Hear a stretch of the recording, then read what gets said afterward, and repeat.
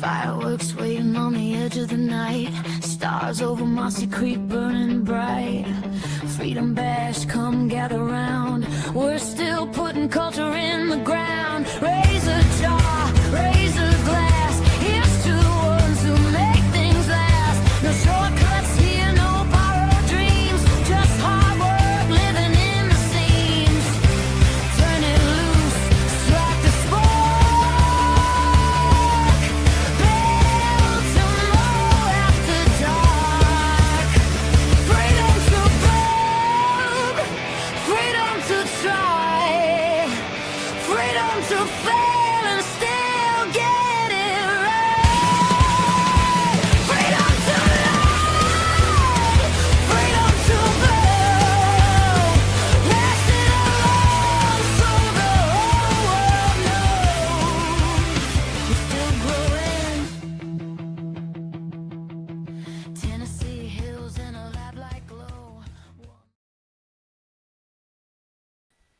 Well, hello, everybody. I am doing an Instagram post real quick of the stream starting up.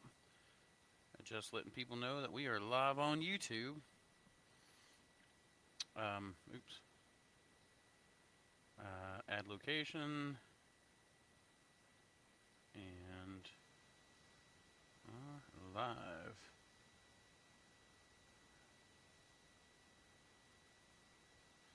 Almost got it. So I hope everybody's doing all right. We're actually going to be doing a little bit of work today because I am behind on stuff.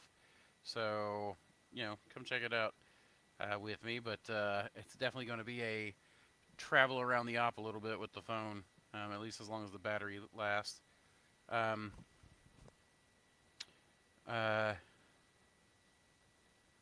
see. Come. Yo. Questions asked for free. Hashtag keep spawning culture. Cool. Got it done. Got it shared.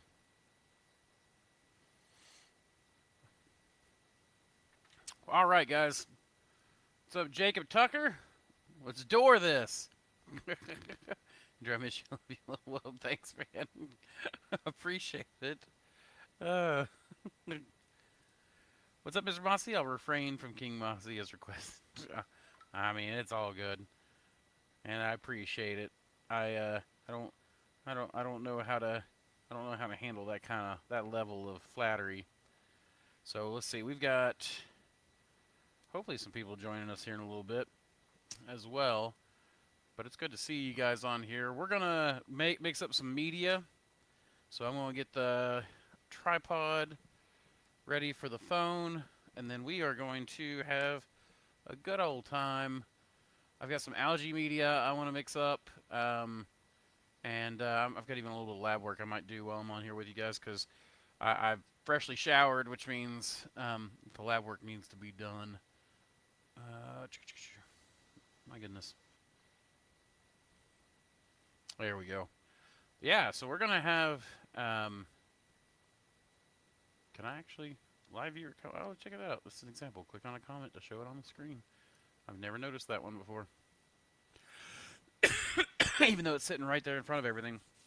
So yeah, we're gonna make some algae media up.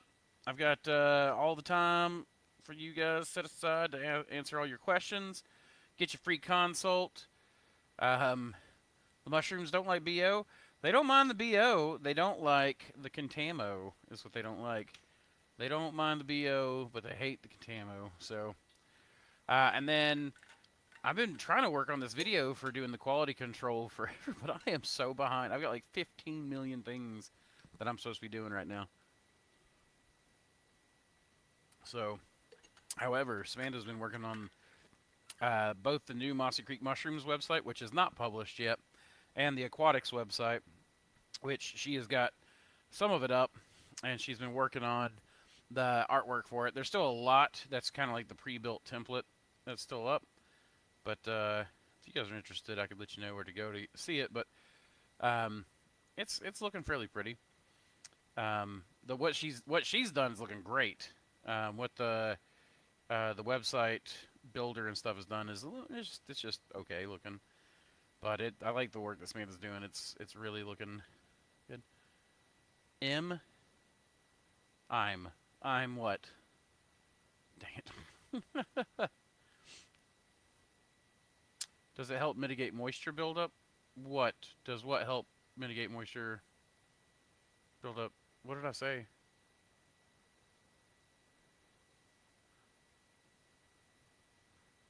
Sam doing her own art, or is it AI?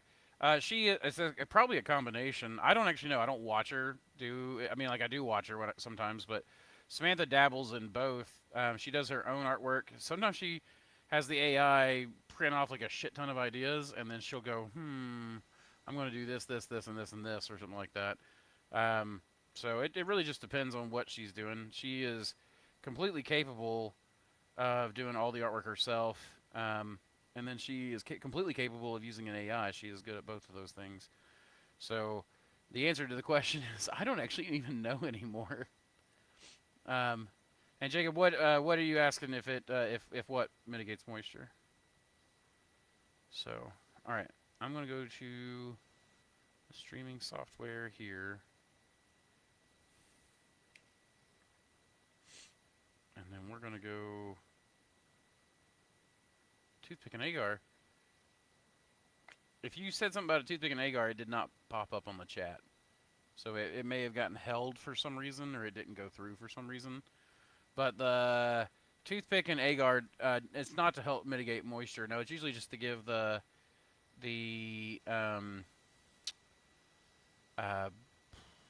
mycelium something to eat for the long term. Hold on, I want to see what kind of my camera. There you go. All right, so we've got.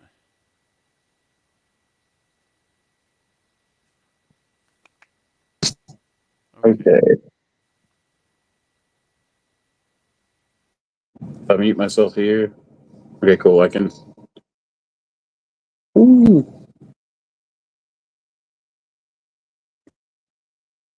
Oh, that's weird. My ears. Okay. How about now?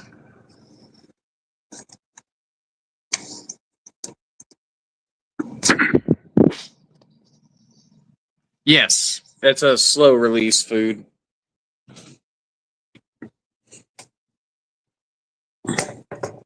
I was really hoping I could get the camera to where it would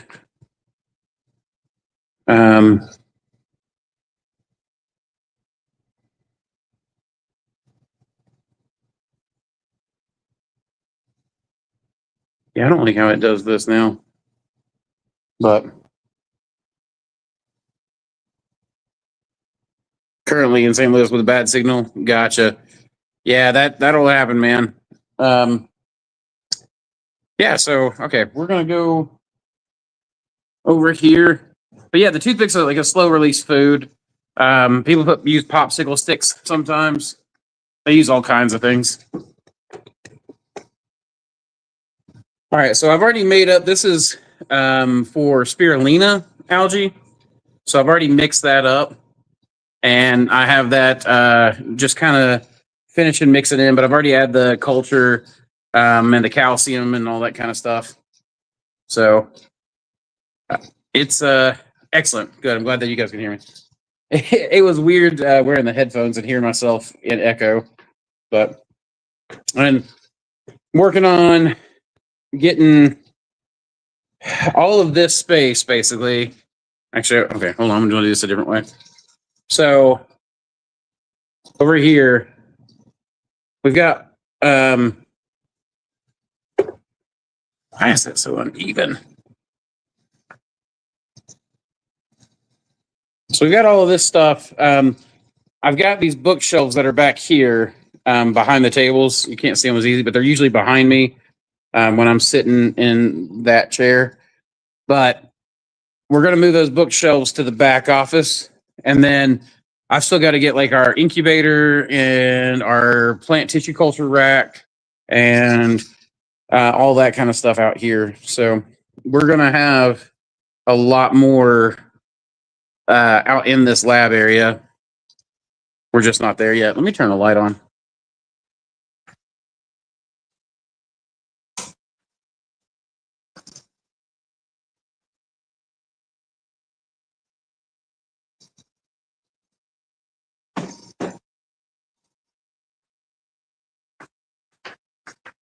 Phalanges. All right. There we go. So we got this stuff that we're going to work on. We're going to go back out to the main room. Oh crap. Actually, before we do that, we're going to go right back over here. And I got to grab the recipe.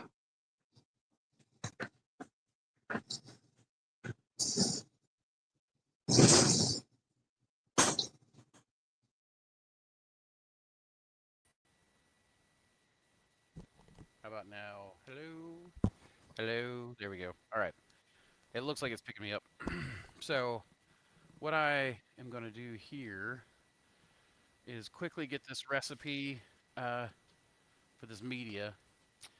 Where is which mead? If you're talking about there on the table, like, are you talking about, like over here, um, and what's mixing away?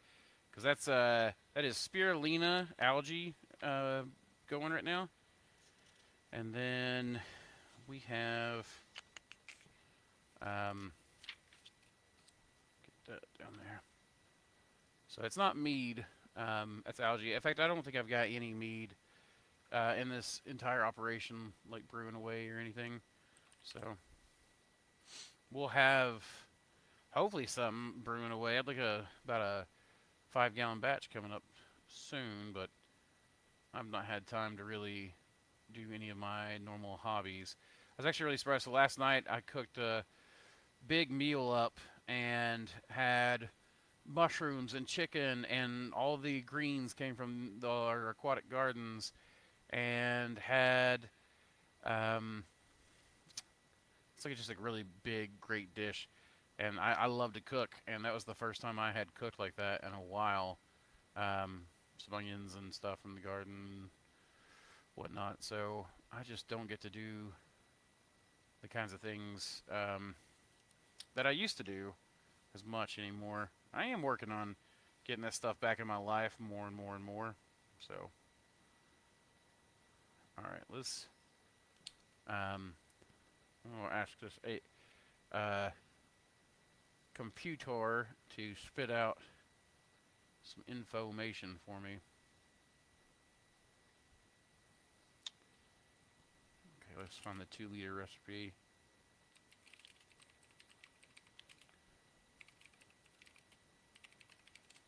And then as soon as I get that search done, we'll do it.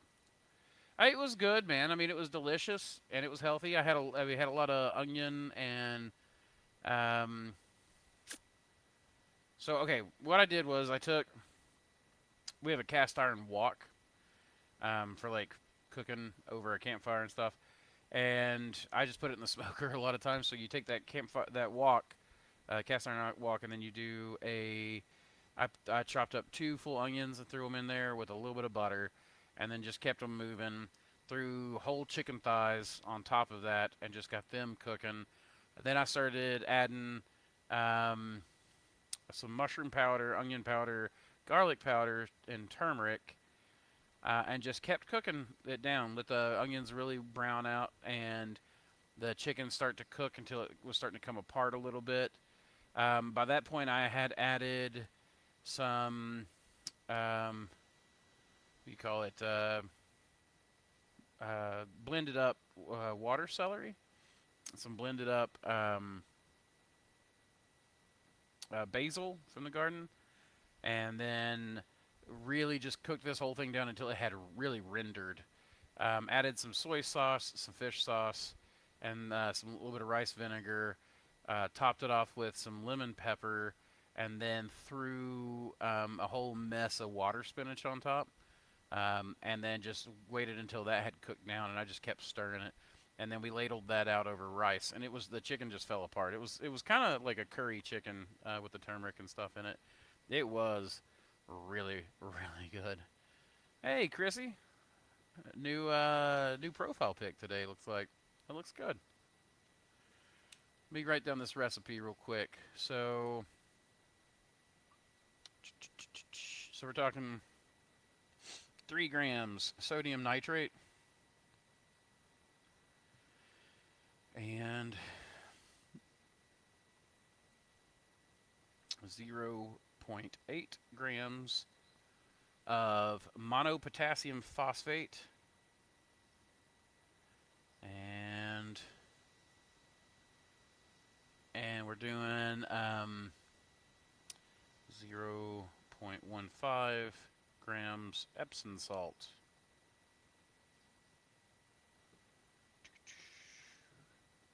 Zero point 0.07 grams of calcium chloride. That basically just means a pinch. That's a very small amount. 0.04 grams of sodium carbonate. 0.04 grams of sodium carbonate. This is very small stuff. No, I'm not going to. It usually calls for chelated iron. I'm not going to use iron. We have iron-rich water in this area, so I am not going to worry about that at all. And let's see. The only ingredient. Let me check my note. The only ingredient that really needs meaningful weight is the sodium nitrate. So everything else is just a tiny pinch. And then the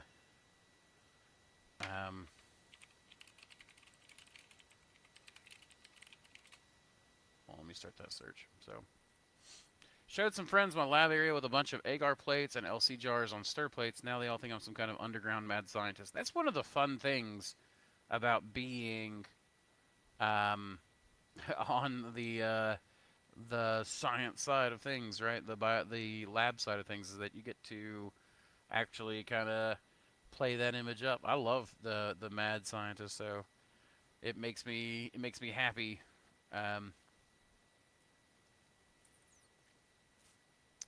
Okay, so nitrate of soda is how I'm going to get my sodium nitrate, which makes perfect sense. All right, cool.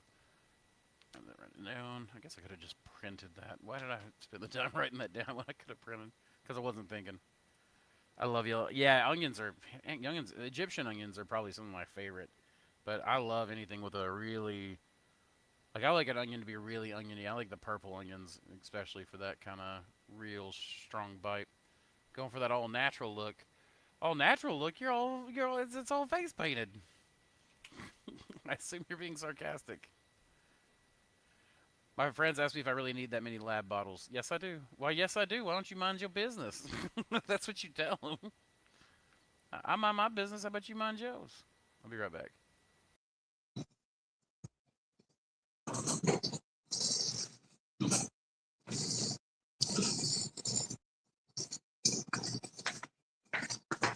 All right. So we are now going to move on out there to where I have all the work materials laid out.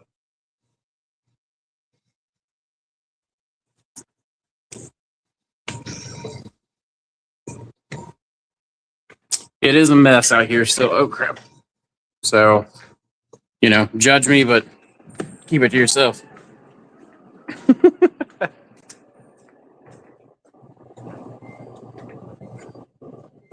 All right, so we're going to set this up here.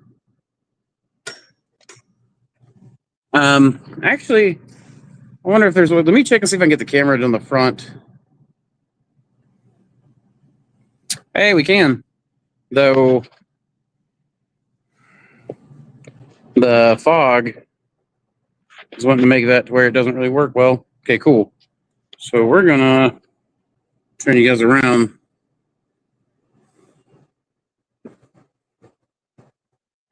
We'll talk here. Just from this side. Yeah, I like, man, lab time's some of my favorite time too. The I don't know, I get kind of burnt out on it sometimes. But then I don't know. I remind myself that I get to do something that many people wish they could do, and that a lot of people can't do. So, it's actually quite the privilege to be able to do the lab work, and it's fun that way. So, but I'm gonna work on some stuff. You guys are going to accompany me. Ask all the questions you want. You will not be hurting my feelings. In fact, you'll be helping me, and we're gonna get these bottles made up. So we're gonna do 5-liter bottles today. Ooh, that's got a nice sound. But we'll do like 4 or 5-liter bottles. So it's going to turn out to, be quite a bit of media by the time it all is said and done.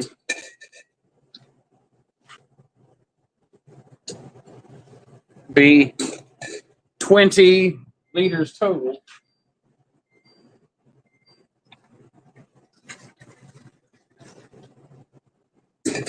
We're going to have to get some dechlorinated water out here first. So I like to use tap water, so I don't like to do.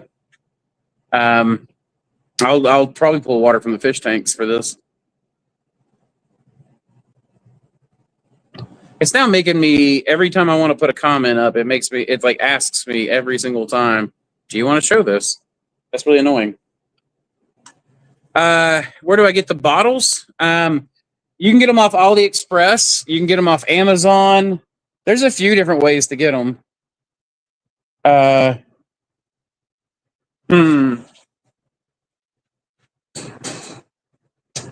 might have to go get my nitrate out of the laboratory space. So sodium nitrate.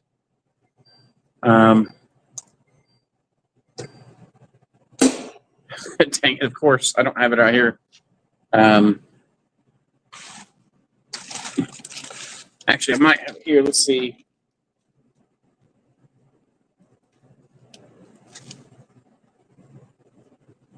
Actually, I think it's the sodium metabisulfite is what we're looking at here. But yeah, so you can get the bottles on Amazon. So I've gotten some of them on Amazon. That's probably the most expensive way to pay for it, right?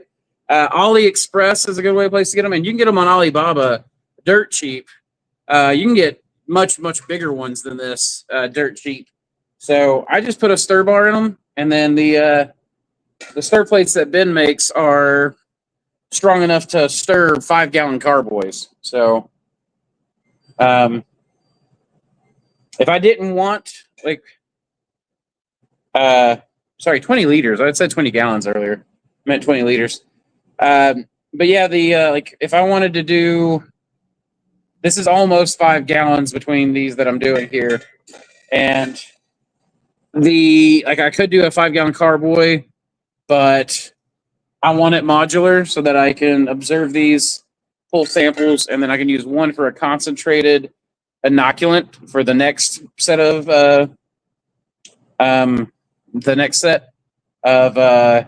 bioreactors, or I can take it and do a harvest, or do a much bigger batch if I want to add them all together.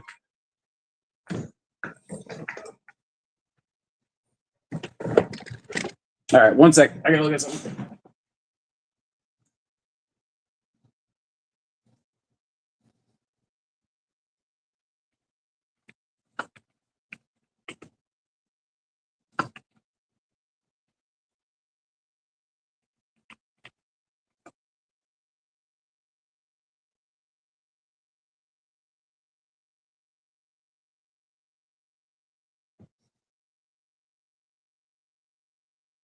Oh, actually, so I don't understand this. Give me a second.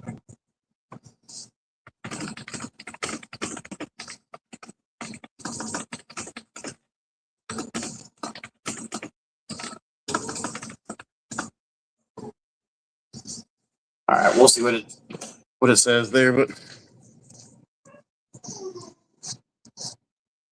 the beard looking good as always. I appreciate that. It's it's coming in. I actually lost a big gray source, so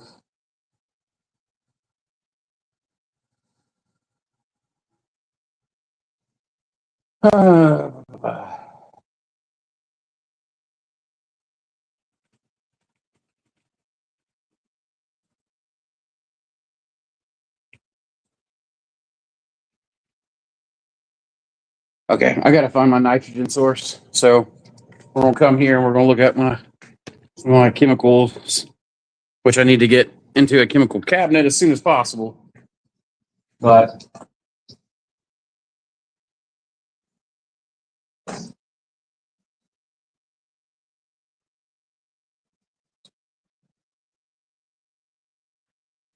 that is really annoying that I don't have that.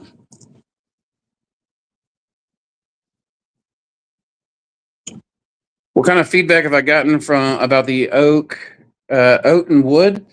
Some people love it, some people hate it. That's the feedback I've gotten. It's just the same as Masters Mix or anything else. Some people absolutely swear by it, and some people absolutely hate it. Um,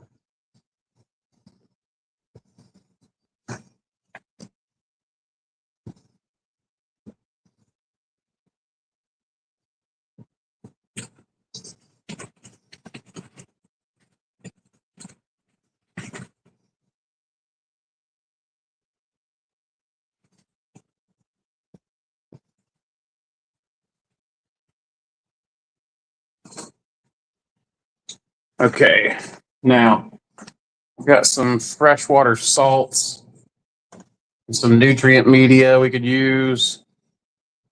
Add contents to 5 gallons. That actually was pretty milky looking, and it actually seems to have a couple of solids in there. But yeah, as far as the oak and oat goes, some people love it. I like it. I use it a lot for things. But some people don't. It's just like anything else. It kind of really just depends on the context of the situation on whether or not you're going to love it. What's up, Zero? Glad to see you on here, buddy. Oh yeah, you said that about the beard. What kind of feedback have you got about your oat and wood substrate? I'm trialing Doug fir and oat, but most people I've chatted with have had trouble with oat substrate. Works for you though. It does work for me. I tend to get better results on my first flushes and than most people on that, and then I get worse results on my seconds and thirds compared to other people with that recipe. There's like a million different substrates you can use, and so it really just depends on what supplement you've got. The oats are just taking the place of the supplement, and so you want to make sure that you've got whatever supplement is cheap for you and affordable, but also works well. I buy my pellets from Tractor Supply. I just use hardwood fuel pellets. So, 1 second.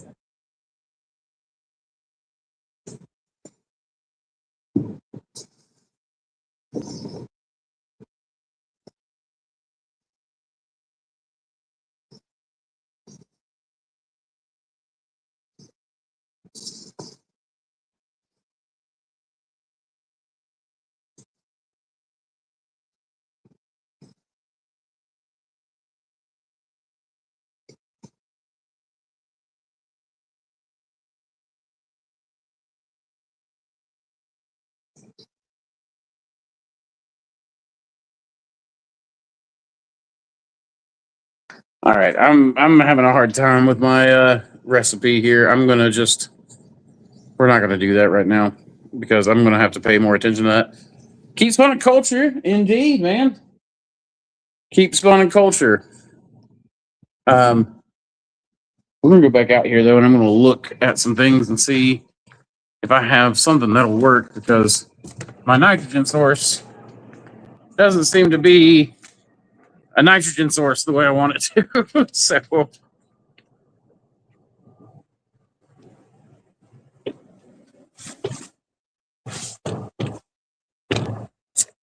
okay. So I have bicarbonate, I have some solar salts,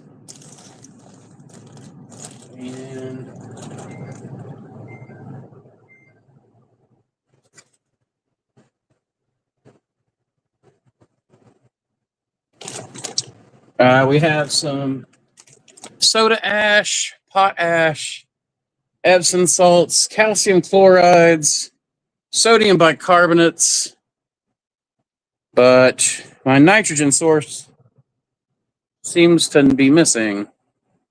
So, and as Hendrix always says, guys, I've got what's the Ed? As Hendrix always says, make sure you guys like and subscribe. If not already. Yeah, you're up way too late, man. If you're up now, that's got to be like 5 in the morning for you, man. 5 or 6 in the morning. And I feel you, man. Got busy mixing sub and spawn. I've got some stuff I'm going to spawn up here in a minute. I was actually working on these bioreactors, but I have lost my nitrogen source, and I don't want to mix the whole thing together just to miss that. And in fact, I mixed some media bottles up earlier, and I think I forgot the nitrogen supplement in there as well. The good news is you guys saw those mixing, so I can still add that as I want. For now, though, we'll go ahead and we're going to set up the lab table. And I'll just have you guys join me while we do that.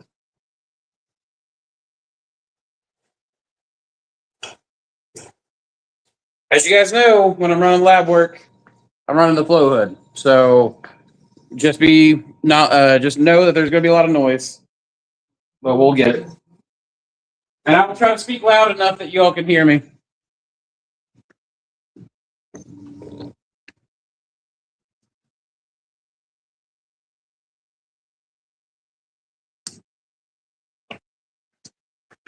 All right, if I stand here, you guys can see everything I'm doing. Can you hear me if I'm talking? Let me know if you can hear me from over that table. It is going to get louder, though, as the flow hoods are on. So this is where we're cooking plant tissue culture cups.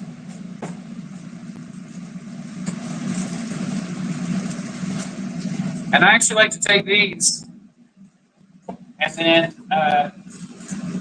hold them back up. And then I seal them below the filter patch so that they can last longer, so I can pre-sterilize stuff.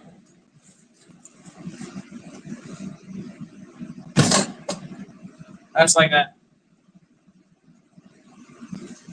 Now I pre-sterilize my tools. So these are big long tweezers.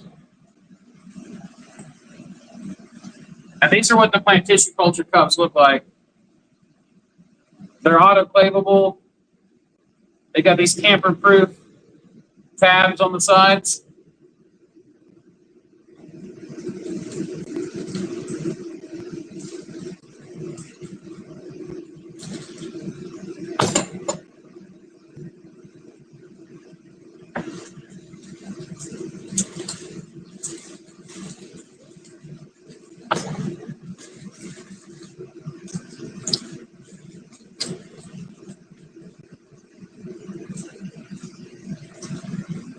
And that's an ugly seal, but it is sealed.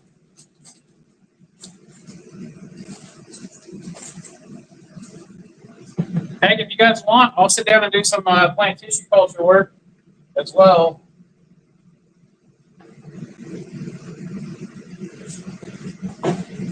Set these at the bottom.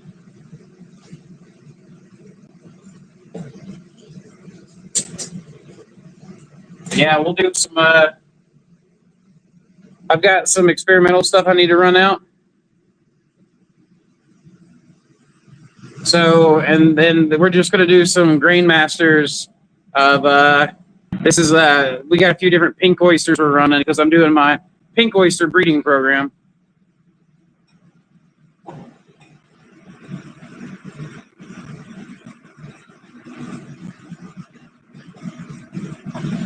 So we just got a few different pink oysters. These are just going straight to breeding block. That's just master straight to breeding block. I'm not even going to do a 5-pound bag of spawn for them. I am going to alcohol the table now.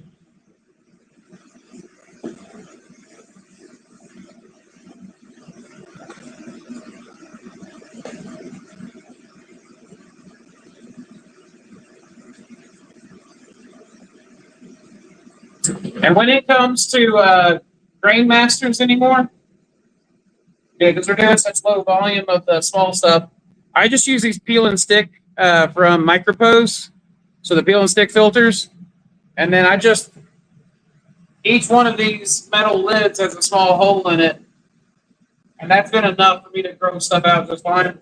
And then I can peel that off and just replace it, and then I can use this metal lid a few times, and it basically saves me a bunch of money, and I don't have to pay 40 cents per bag just to make a grain master.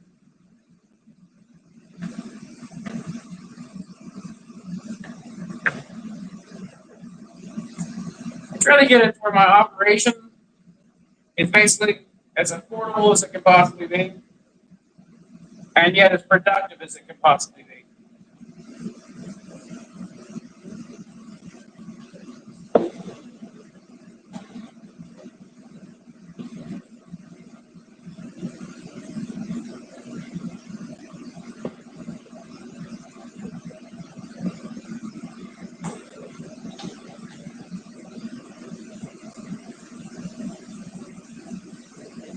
I see somebody's comment. Give me a second to wipe the table down.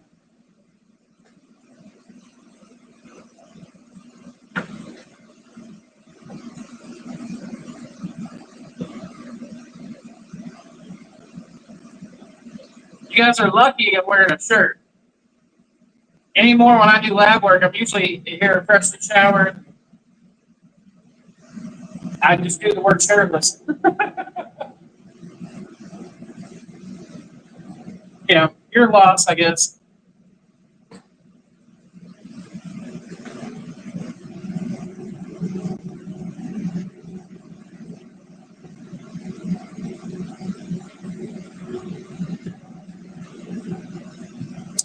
I found a literally mossy creek reishi, which I put on agar. It was living on a log in the creek. I found it, and I'm from Oregon. Dang, and it was a mossy creek. Like, you do, like, is there literally a mossy creek in Oregon?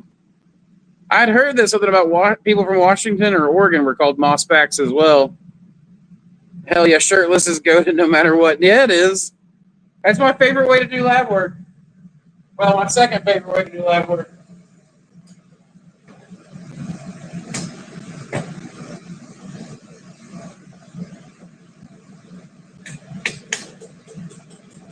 Yeah, since we've cut back to breeding work, almost all of my work now for spawn is done basically in jars, because for me now it's not about raw production of one thing. It is entirely about how many variations can I produce at one time. So that's the real trick. I don't want to have to do 30 bags of the same thing every time. I want to do 30 bags, each a bag a different thing.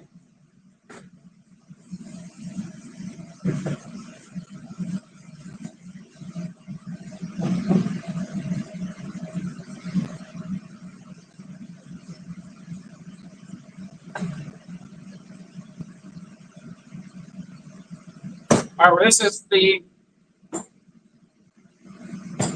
we're going to start with the pink velvet. The pink velvet is given to the Ecology from Australia.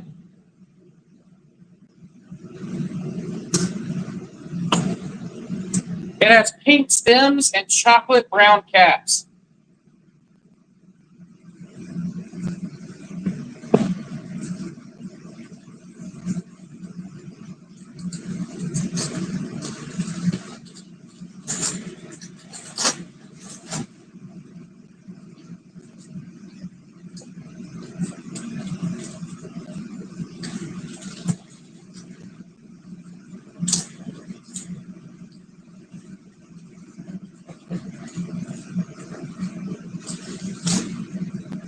which is super crazy. It also, this big velvet holds onto the block. It is hard as heck to rip off.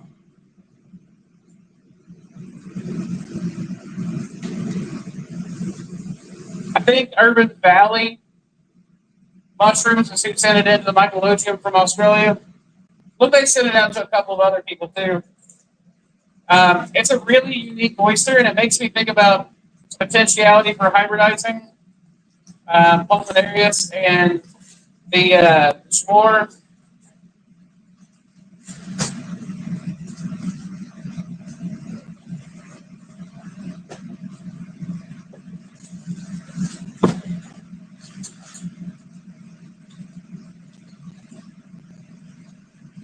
I mean, it's literally going to just be half and half.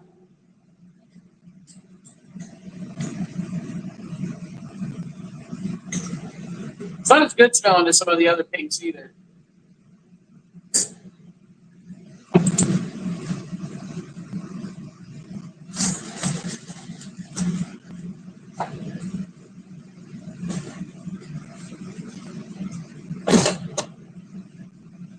All right, check what you guys are saying.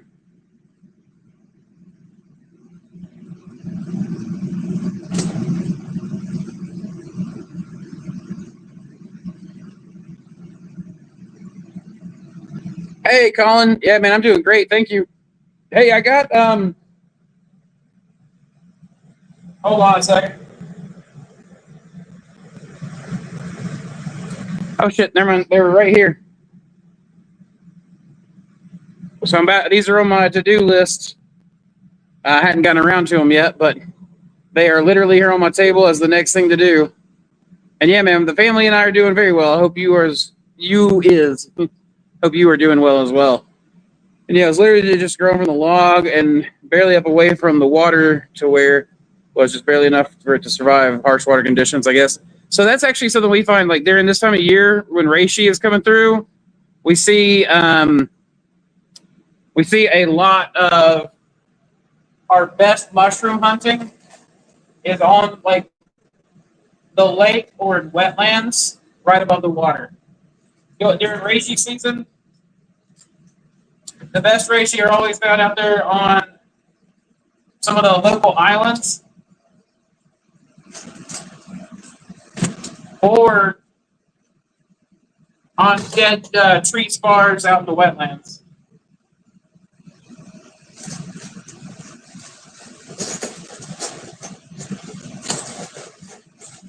All right, so a lot of people spend a lot of time, I've noticed, like shaking their bags. So I just want to show, like, I basically laid this down and there's spawn right here in the center of the bag because I spawned on top, then I laid the substrate over and it kind of covered it. Now with that substrate being in the center, I can turn the bag onto it. So instead of that way, I turn it this way and I grab it and I grab a handful of substrate and flip the bag. So like this, over. And we call that around the world. I can see it all mixed in here. However, I did just pop the seal.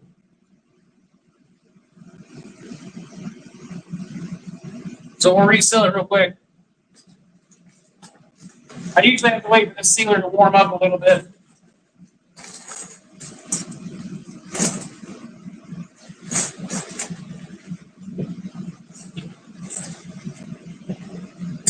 When we're doing our bags, I usually always have it face to the right of the shelf. And that way I always know where my filter patches and my labels are sitting. All right, so again, I grab the spawn, it's right here on the top of the bag. I grab it, I flip over, and I kind of push that substrate down. So you can't see it as well. Now it's laid over like this. The spawn is in the center. So I take it, and at first, you go around the world, and as you do, it starts to spread out. Go around the world one full time. Don't go more than that. People tend to overshake their bags. That one round the world right there, that's enough. We're gonna make sure that one's sealed too. My first bag is always, you always got to make sure that they seal because this isn't warmed up yet. I see some comments. I'll get back to the comments here in just a minute, guys. So I set that there. I take my grain master. I set it there as well. So now I know these two bags are this grain master, that's spawn master. All right. Made a small mess. We're going to do another wipe down.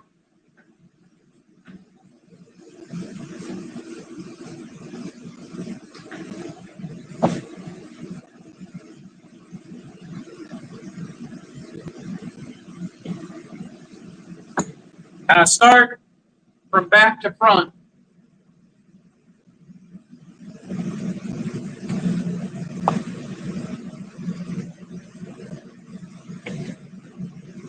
All right, so this is our smokehouse pink oyster. This is the pink oyster we grow for the flavor. Not the best color. It tends to be a really light pink, but it has the most phenomenal ham-like flavor I've ever had. A lot of people say pink oysters taste like ham, and I've never found that to really be true except this strain. This strain absolutely has a ham-like quality to it.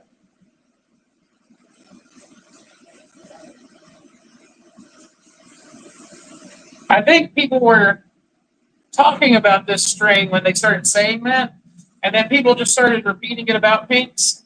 But I found that for most pinks are really fishy, not really a ham-like flavor or texture to them.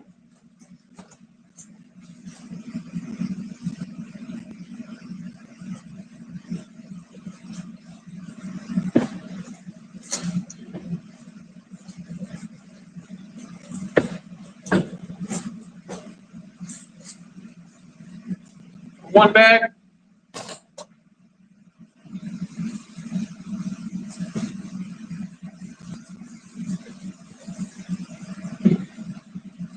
And we'll do a second bag.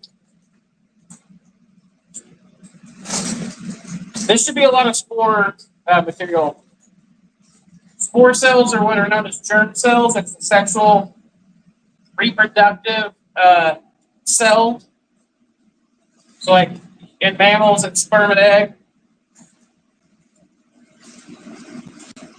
Pollen and ovum. And plants, and it's spores or fungi.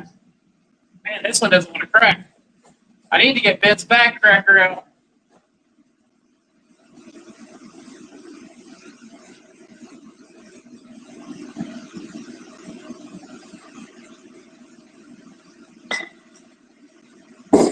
I'm spawning pretty heavy. And again, these are not production bags. I mean, they are. They're fruiting bags. But these are for the breeding program. That's why we're only doing 2 at a time. Other than polypropylene bags, are there other bags you could use if you only plan to steam pasteurize 160 for 3 hours? Would those LDPE bags work or something else? So, I mean, you would need to look up the temperature tolerance of LDPE. I don't remember what it is on the top of my head. I think HDPE works just fine. But I want to say that I don't think the low density will work. It's not just a will it melt or not if it softens, but it's being used to hold structure like substrate or weight or against pressure in your autoclave. Then it's not just a matter of heat tolerance, it's a matter of heat and like trauma, right? All right, so again, go over how I shake. then I'll leave it alone. Right there's the spawn on top. I grab the bag right here.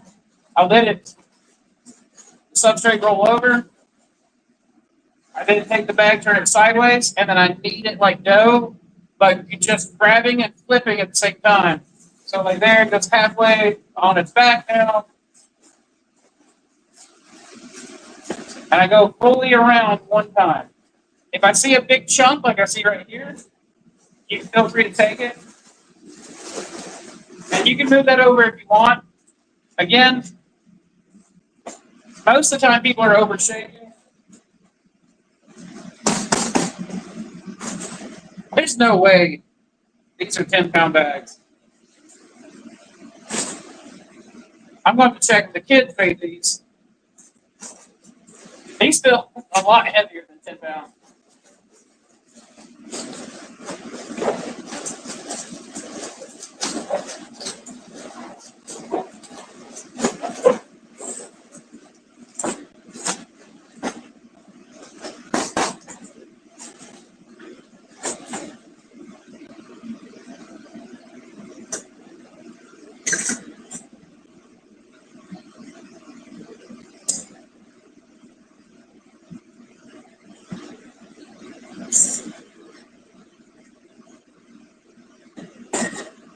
All right, this pink, that's our Wampus tongue pink.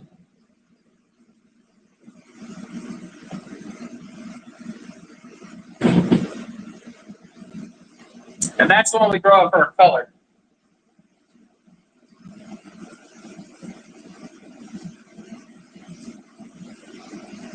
Actually, yeah, okay. I wonder how I messed that up.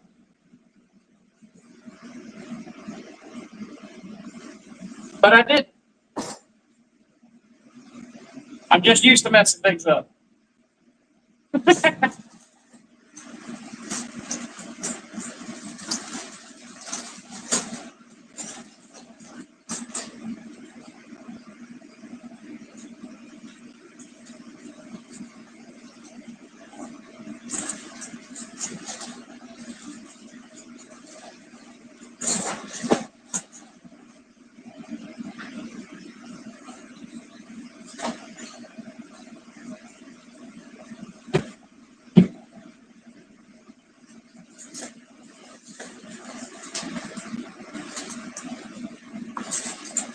Try not to talk into the bags.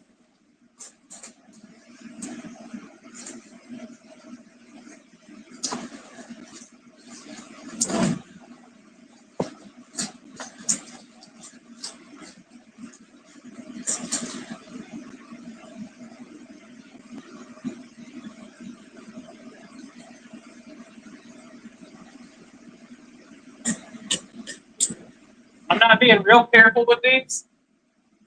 I'm not expecting them to be like the bags are sterilized, the spawn is clean,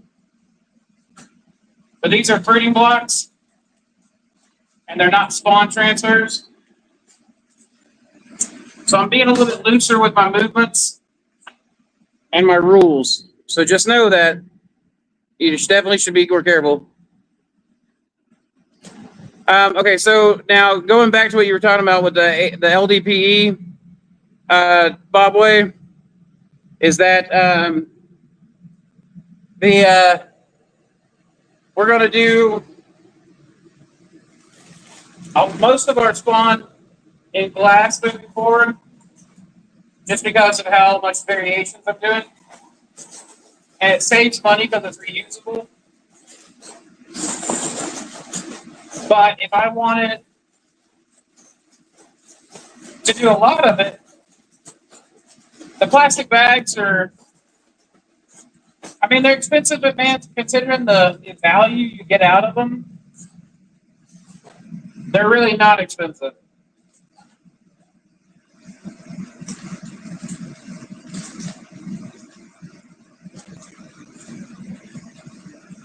Like 30 cents or 40 cents seems expensive for a bag, until you realize you get like hundreds of dollars, or dozens of dollars at least, in value. Thank you, Sizzle. I really appreciate that. I appreciate anybody purchasing from us, of course. But oh no, oh no, what did I do to it? Um, but I also appreciate you letting everyone know that you were happy with it. That helps me a lot. And Sizzle, by the way, hello, Stuart.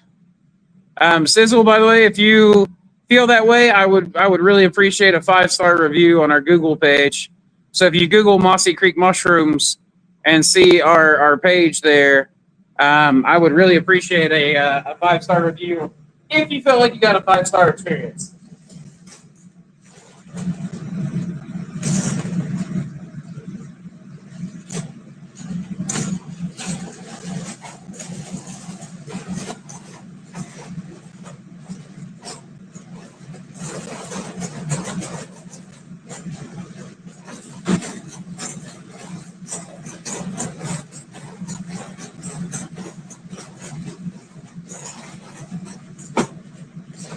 All right, I'll make the labels for these in a little bit.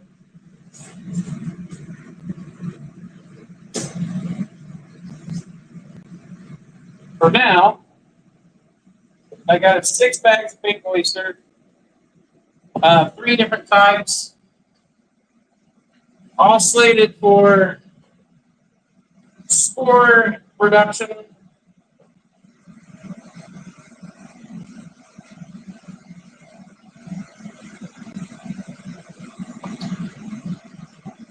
And we'll add that to all the pink oyster baby making that we're doing here right now. So,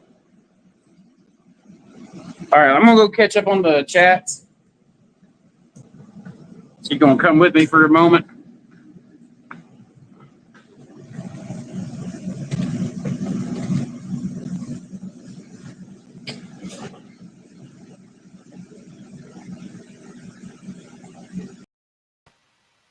Okay. Hello. Check, check. Check. Checking. 1, 2. Hello. Okay. It seems to be working. If it is not, let me know. Uh,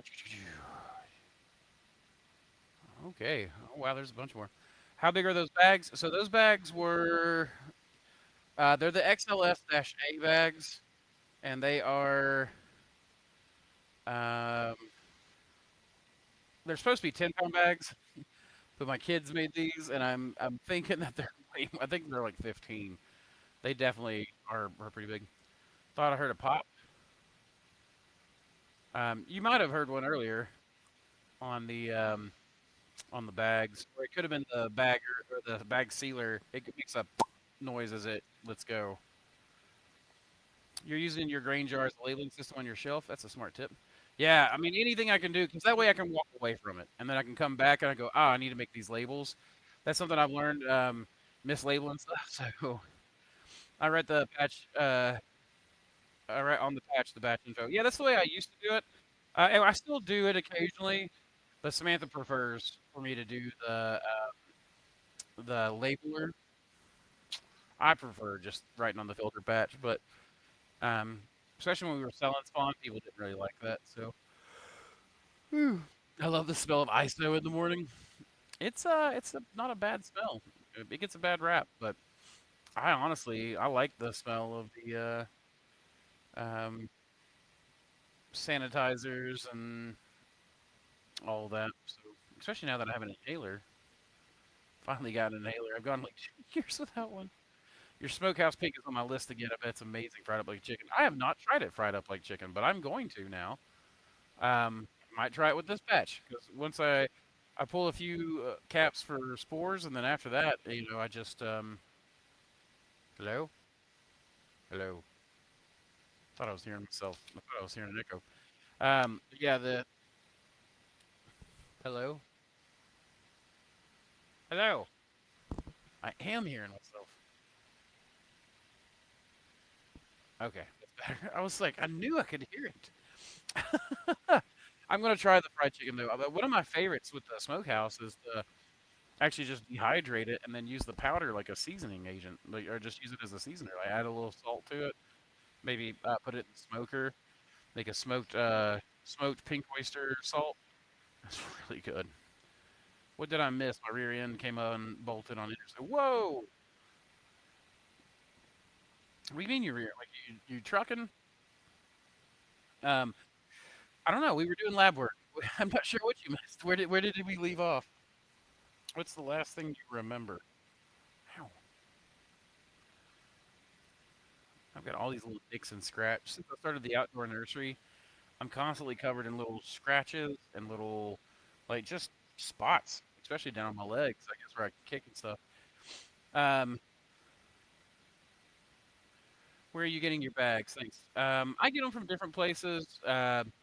You can get, so I've got a bunch that I've got stock. It's going to take me forever to get through them. I bought a bunch a while back, forgot about it in my mezzanine, and then went and grabbed them because the kids found them when they were, and I was like, that's where I was wondering where all those bags went. So we had bought those in the past, but you can get them. Actually, things have changed a little bit, so I'm not even sure. So you can get them from Unicorn directly.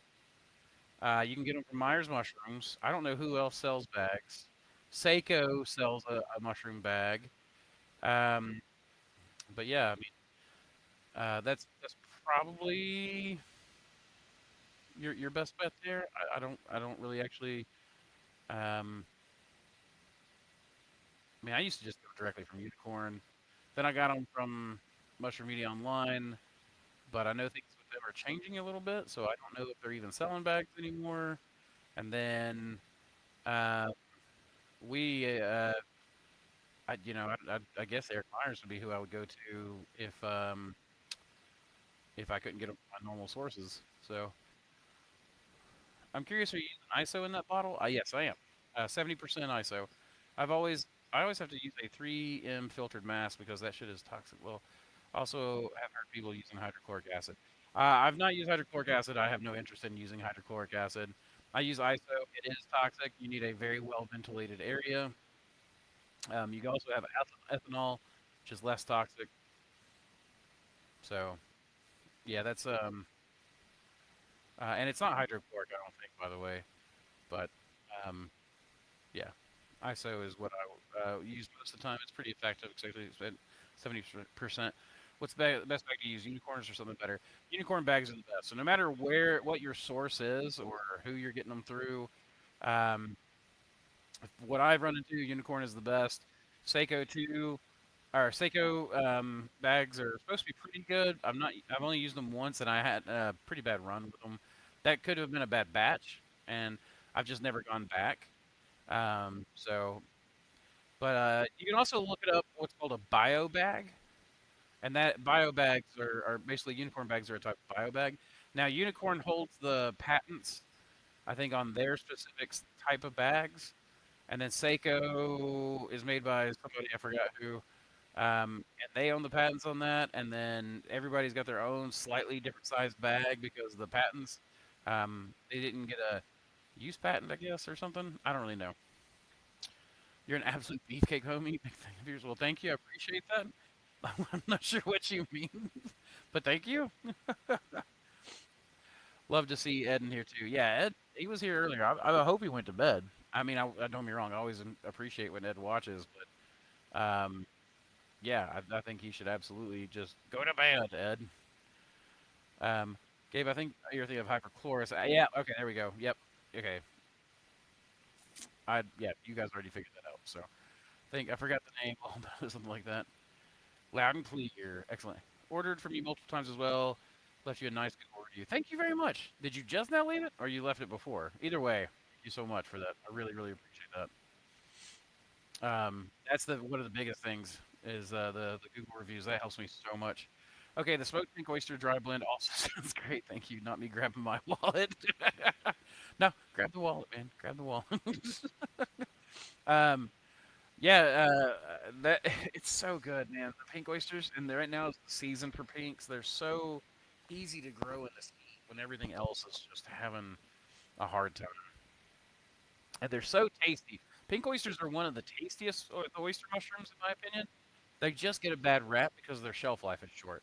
There are some environmental things that you can do to increase their shelf life, but um, I really think that we can start from the genetic standpoint of they have evolved in a certain environment, and if we can selectively breed them for a new environment, we might be able to get some stuff. I think that literally just breeding for delayed spore production, the spore release, I think that that alone will add some days. So that's what I'm working on. That's what my instinct tells me. Gabe says, "You're the goat, Mossy." Oh, thank you. Always click Moss Creek Mushrooms recommendation when I shop for bags of mushroom media. I don't know if that helps. That it actually, I mean, it helps to let them know that you're getting a recommendation from us. But I never got a kickback um, from them, so it does help. It still helps. Please, absolutely keep doing that. I remember when everyone was spraying their HEPA filters with Lysol. Oh yeah, and bleach to me, I can't be around bleach. It hurts my lungs too much. It really causes like issues in my nasal passages as well. That really hurts. A bug bite or something. I or we're working in front of their hoods with UV light going the whole time. Like ISO just seems to be the one of the better uses. Can you talk a little bit about the moon pearl strain, please? Yeah, for sure. I think I have some photos that somebody sent me, and I think I downloaded them. Um, yeah, okay. So let me share. Let me get these image files up here. I wonder if it'll let me do all three at the same time. No, it won't. Okay. I gotta do these one at a time, so give me a second. There's three of them. Someone sent these in. I apologize that I forgot the name. I have it in my notes, so I could look it up if we really needed to. Um, so this is. Oh, okay. This is from someone that did it. So they have like those. That just came in really pretty. It's a initial mutation was by Jacob Howard of the Mushroom Shop LLC. Jacob is killer. One of those people. He's got the instinct for finding the strange, um, and the novel and valuable. So Jacob, I can't speak highly enough of him for that. But he created the initial mutation, induced the initial mutation, sent it to me. Because it's the blob of oyster format. This would probably get typically thrown out of a traditional breeding laboratory, which is a shame. That people breed oyster mushrooms to look more like oyster mushrooms, to look more like oyster mushrooms, and they just want to squeeze out the tiniest fraction of speed or contamination resistance or yield out of something. Very seldom are they looking for the full range of flavors, textures, and grow styles that they can get. And what we have found is the grow styles mean a lot. The fat-stemmed oysters tend to have a harder time with bacterial blotch, whereas some of the harder stemmed oysters don't seem to do that so bad. So I mean, they still will, but it's not as bad. So it's one of those things where this was a really interesting mutation. He sent some spores to me from his initial mutation, and we ended up stabilizing the mutation to where now it produces just full-on blobs. Now, what's interesting is this right here is it kind of pinning, right? And it will pin. This is King Blue. This is descended from King Blue. It's a mutation of King Blue. King Blue pins like this already. The difference is that it doesn't stop. It just continues to grow more pin material, right? It never actually matures into a mushroom, and it's super cool, super fun. So, um, and one of the best textures, and it still produces heavy in the right circumstances. Like King Blue, it still produces is heavy, and it still grows in really fast. Just left the review, so you're at 101 now. Yes, thank you, Bonsai. Oh, I didn't even know I hit 100. Dang it, that's awesome. I'm gonna have to do like a celebration. I'm trying to dial it in to stagger fruiting with pinks.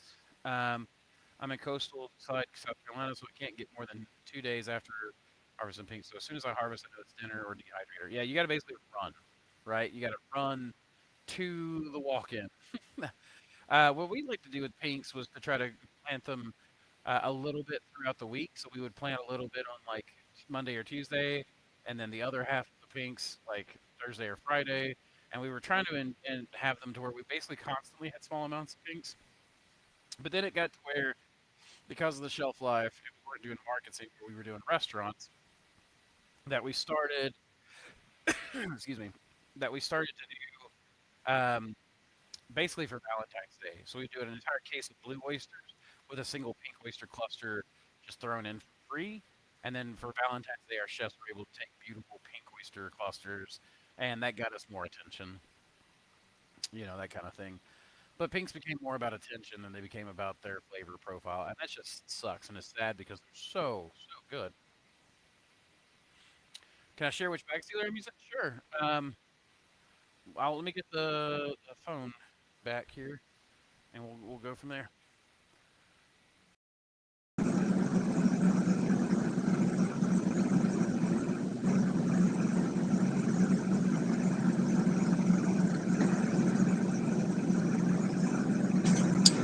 All right, testing. Okay, cool. We'll go look at it real quick.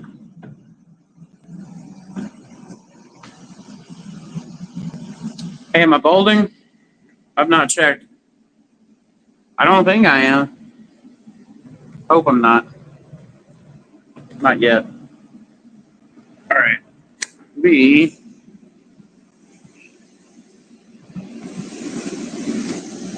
Nope. All right. I bet it's on the other side. Yeah. Hey, speaking of on the other side, rhizofunga. This is like the best freaking like little tool sterilizer ever.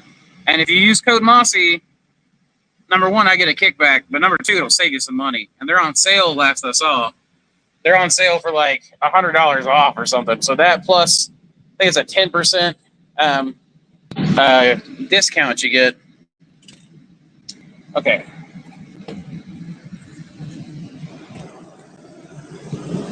I'm gonna try to put this where you can see it.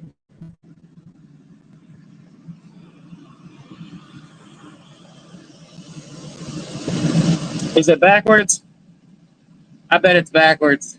Okay, so it's an impulse foot sealer. We got ours from AIE. And let's see, we got it from pack-secure.com. And it's their AIE sealers, and it's model number AIE-610FDA. Again, that is model number AIE-610FDA. And we got that off pack-secure.com. That's where I got mine to begin with. And then I got another one we bought out a farm. So I actually have two of these. I've got one over here, and then I've got one that's on that miscellaneous shelf where I'm processing camera equipment and random stuff that was in the lab or in this room. So, but I have two of these. They are quite expensive. I'm going to warn you right now before you look it up and see the sticker price. I did not pay the full price for either one of mine. I got mine dirt cheap comparatively. And you can sometimes find farms that are selling out that'll sell them dirt cheap. All that kind of stuff. So,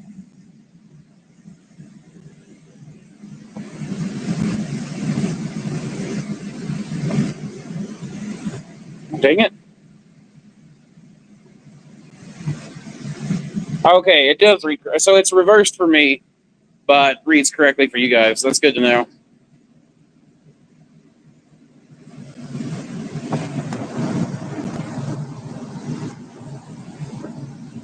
Hairline is flawless. I like hearing that too. You're absolutely welcome, Bonsai. Absolutely welcome. Here's some. We got some plant tissue culture cups here going already. I've got some more. These are some I bought in to expand. And then here we've got. This is dwarf hair grass. It's one of my favorite aquatic carpeting plants, and I've smashed it some in there. This is multiplication medium, so I'm still waiting to see basically roots and shoots. So it's another species of dwarf hair grass. I've got a bunch of others to go on. It's a taller one, and this one's a brackish one. So no, those are not UV lights. No, that's a grow. That's just a grow light. It's literally like one that you buy for like putting around your kitchen table. I've got a whole rack that's kind of like these right here, but they've got lights on them, and they've got all the shelves where I can put plant tissue culture cups. It's one of the things I'm trying to get into the lab here over time. So.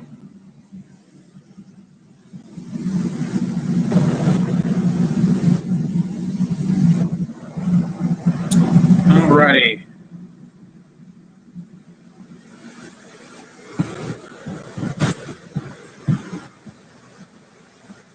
Now my UV light, actually, I have one right there. That's my UV light set up. That's how, anytime I do mutations, which is pretty rare, I use this right here. So that's a UV bulb. And then I'll place, plates underneath it or whatever. And yeah, that's how I do the mutations, whatever. Mutation induction. Let's see. All right, where am I going to put you guys? I guess it kind of matters what I'm going to be doing. We probably ought to make a little bit more. I need to make up some grain masters next production run. But I've got some. Oh, yeah, I remember. So I do have some spawn that I need to put into fruiting blocks again for the breeding program. So I wonder.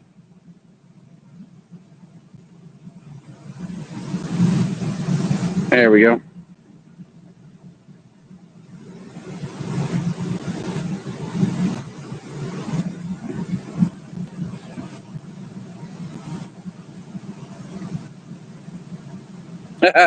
Yeah, we did. We totally used hand sanitizer. We were using hand sanitizer on our bags back when we were cutting bags open for the grow room. We would just get hand sanitizer on our hands and wipe the bag face and then cut so that every cut was clean. And then through COVID, during COVID, we had to switch over to hand sanitizer because we couldn't get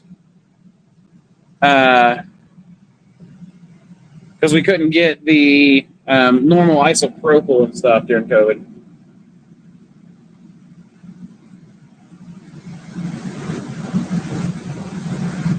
All right, I won't keep trying to look for the comments, but just remember, I have a hard time seeing when I'm on the phone set up.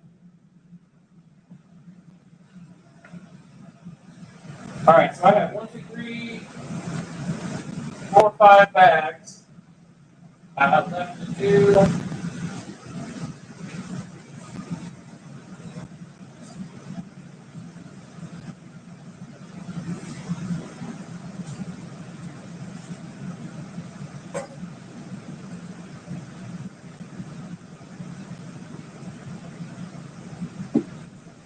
I will say my daughter says I have a bald spot in the back every time I put my hair up, but it's my double crown. So the OG basement grow room and lab, yeah, absolutely. That's where we were doing that. Dang it, why won't it let me move it? But that's where we were doing the hand sanitizer on the bags. All right, let me grab my phone.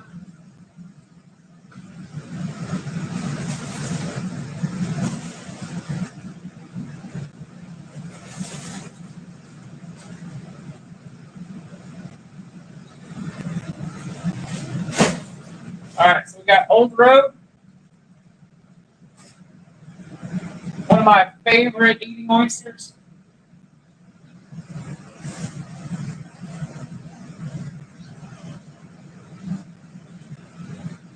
Let's see. CFO, Gracie.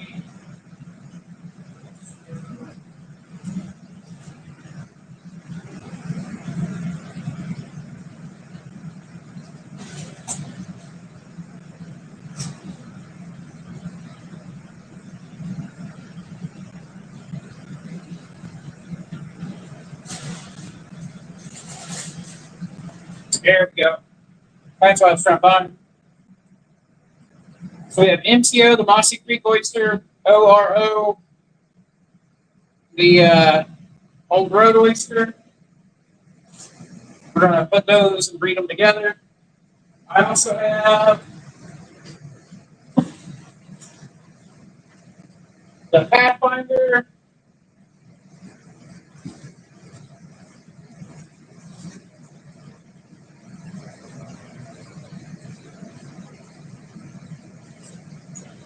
So I recently had a problem with my Pathfinder cell line.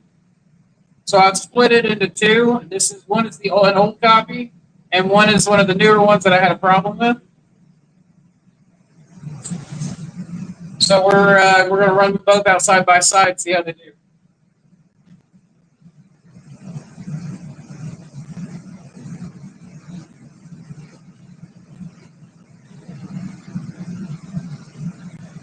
Now I got to figure out where I put them.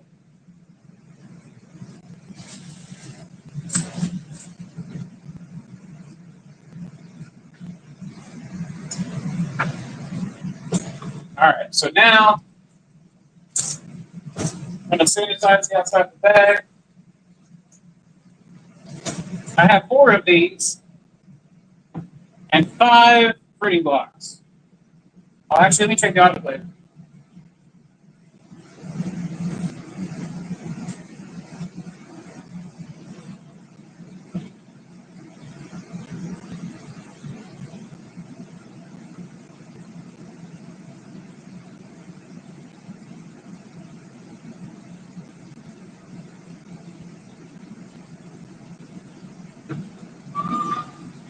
All right, so I do have 4 more blocks in the autoclave.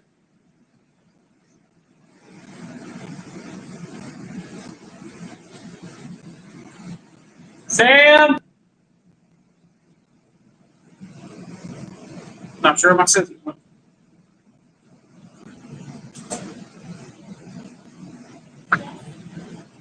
My lab scissors are gone from my thing. Do you know where they went? My toolbox. Yeah, the white and green. The pincers. Are these the pincers? I could use these for now. I'm missing my other ones I didn't. Okay.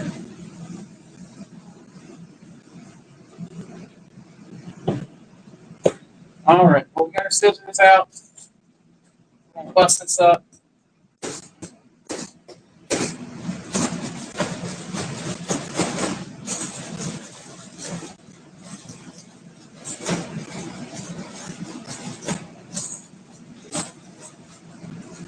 And I'm going to do a sniff test of both of these.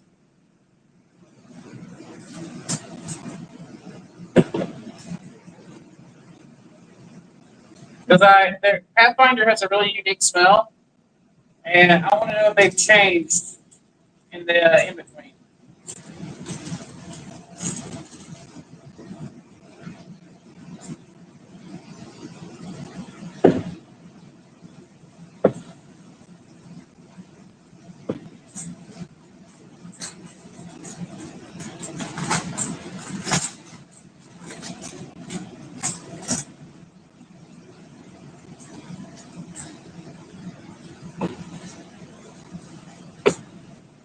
I got to get my new printing tent set up.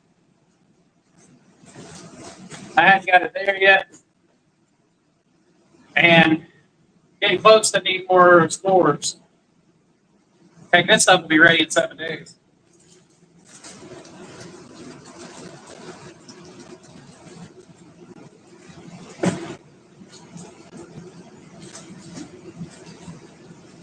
that's still like an oyster, but that doesn't actually remind me that much of Pathfinder.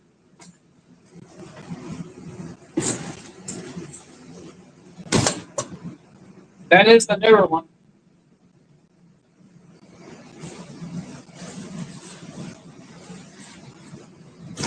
I will say this also, Pathfinder's always had a really unique way of like the mycelial growth. It kind of is rhizomorphic in a way. It's really rare for an oyster.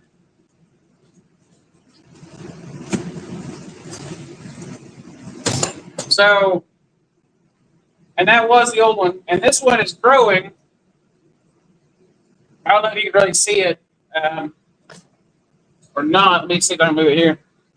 But it grows a little bit wispier and a little bit more together, if that makes sense. Like there's gaps. And they kind of grow. You see, like every little bubble has been grown around by mycelium. And that's much more typical of the Pathfinder than your typical tomatose mycelium.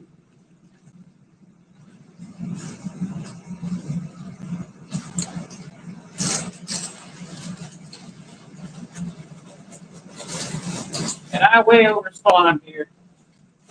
I want this test done fast. I also just have excess Pathfinder spawn here.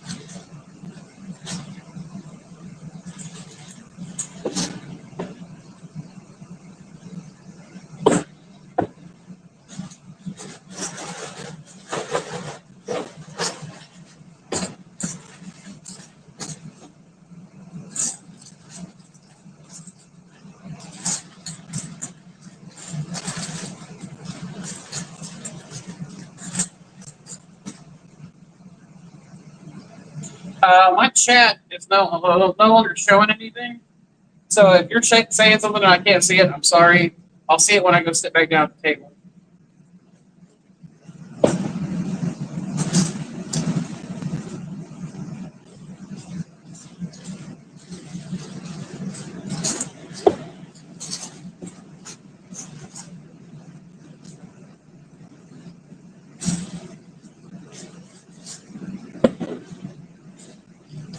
That already smells like the Pathfinder a lot more.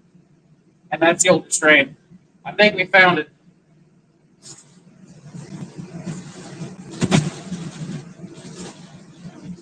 And it's so much fun. That is Pathfinder, 100%. It's like the sweetest smelling oyster mycelium you'll ever smell.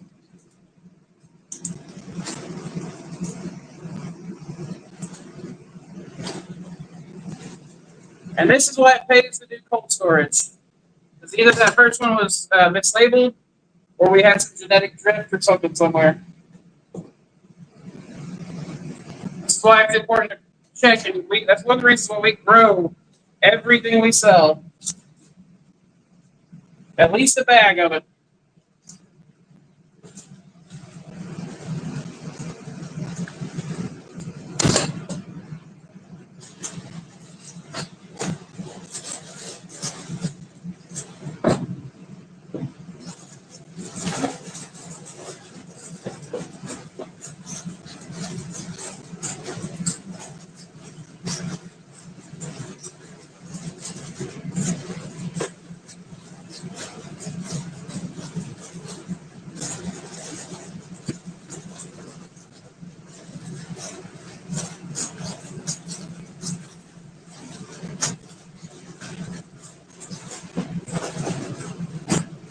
This bag may weigh 20 pounds.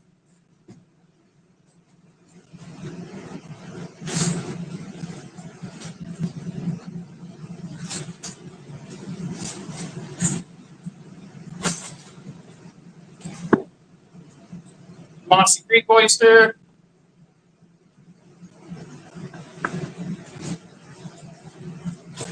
It looked like my chat moved, but I can't see anything. So again, I'm sorry that I can't see it right now. Just give me a minute or two, and I'll get back to answering the questions. But yeah, we have Mossy Creek oyster. So this is part of the Pulmonarius species, and it's part of our brown oyster breeding program that we're doing.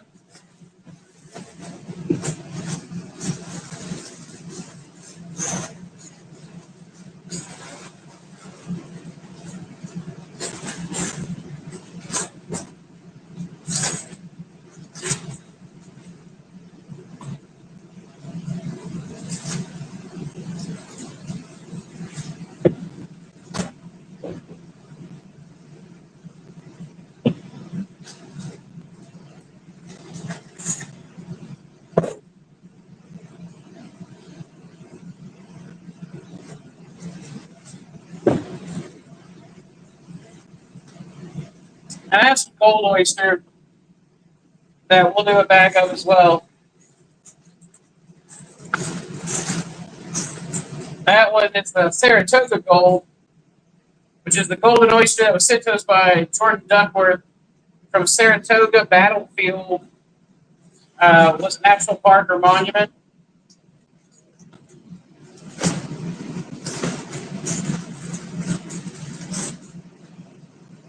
But he said it was growing on a dead tree right out there. So it's kind of cool to be associated with that history.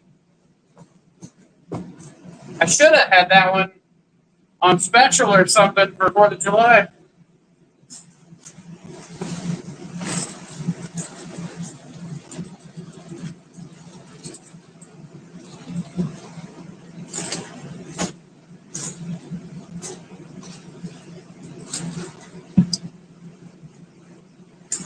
And it's so much fun.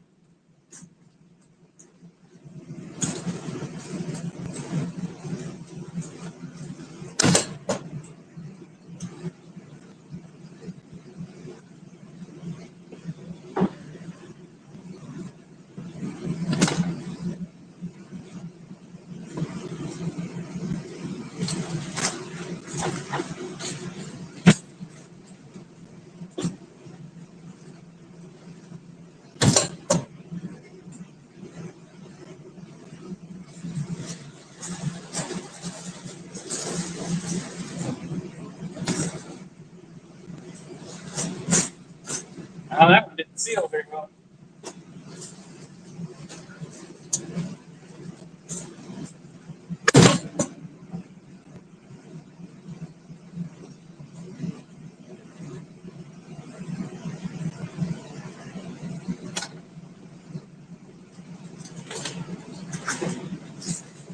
I was testing out.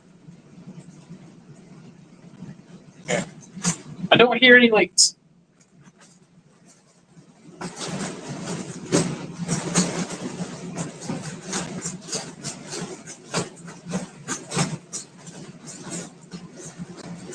But I see one.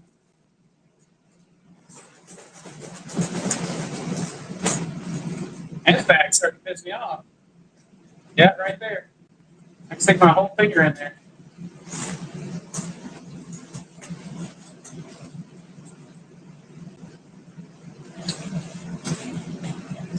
All right, I'll turn the ceiling all the way up.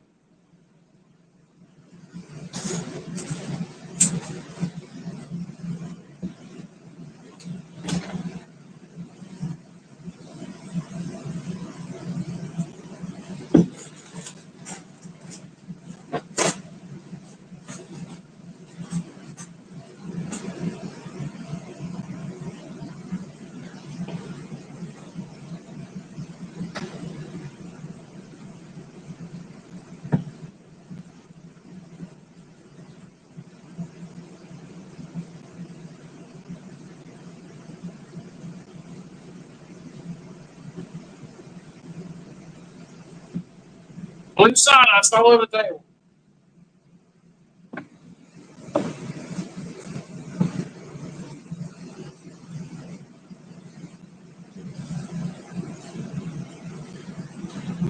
White golden oak.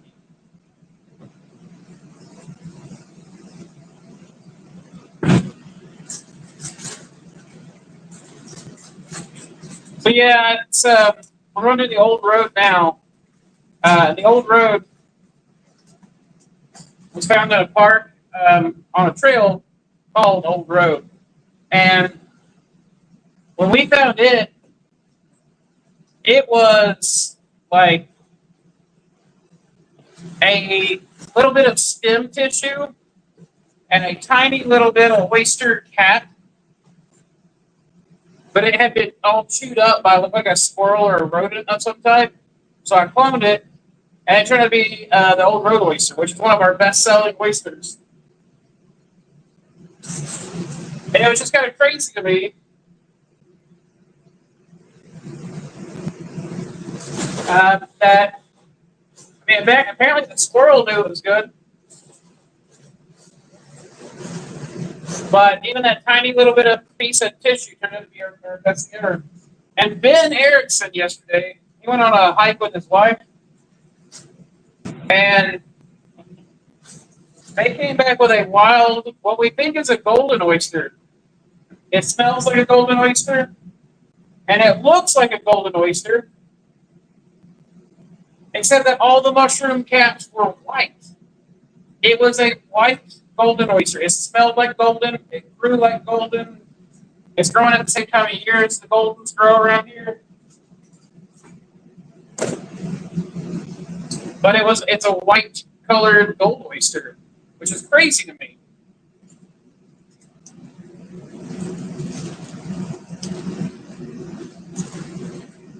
And it makes me wonder if it's a hybrid or if it's leucistic, meaning albino, or what? Like, why is it white?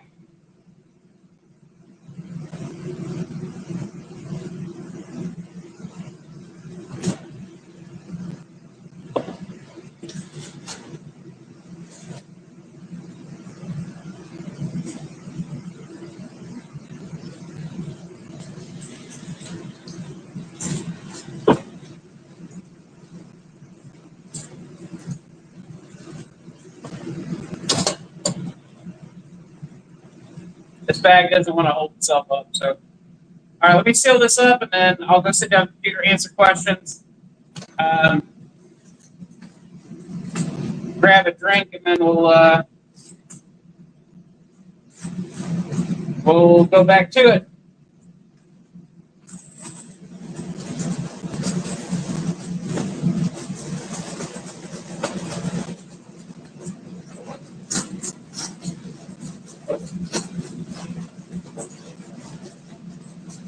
I wish I had my bag shaker set up. It'd be so easy. If I just let the bag shaker do half the work. Once we get the lab situated and finished out, we'll have the bag shaker back up. We'll also have the bag cracker and a bunch of other stuff.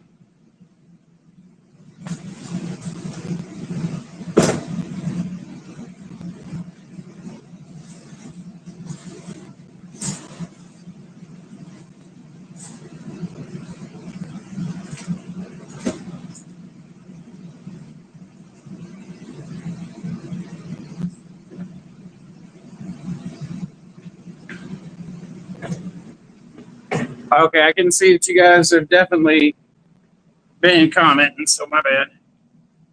I don't know what's happened in my chat.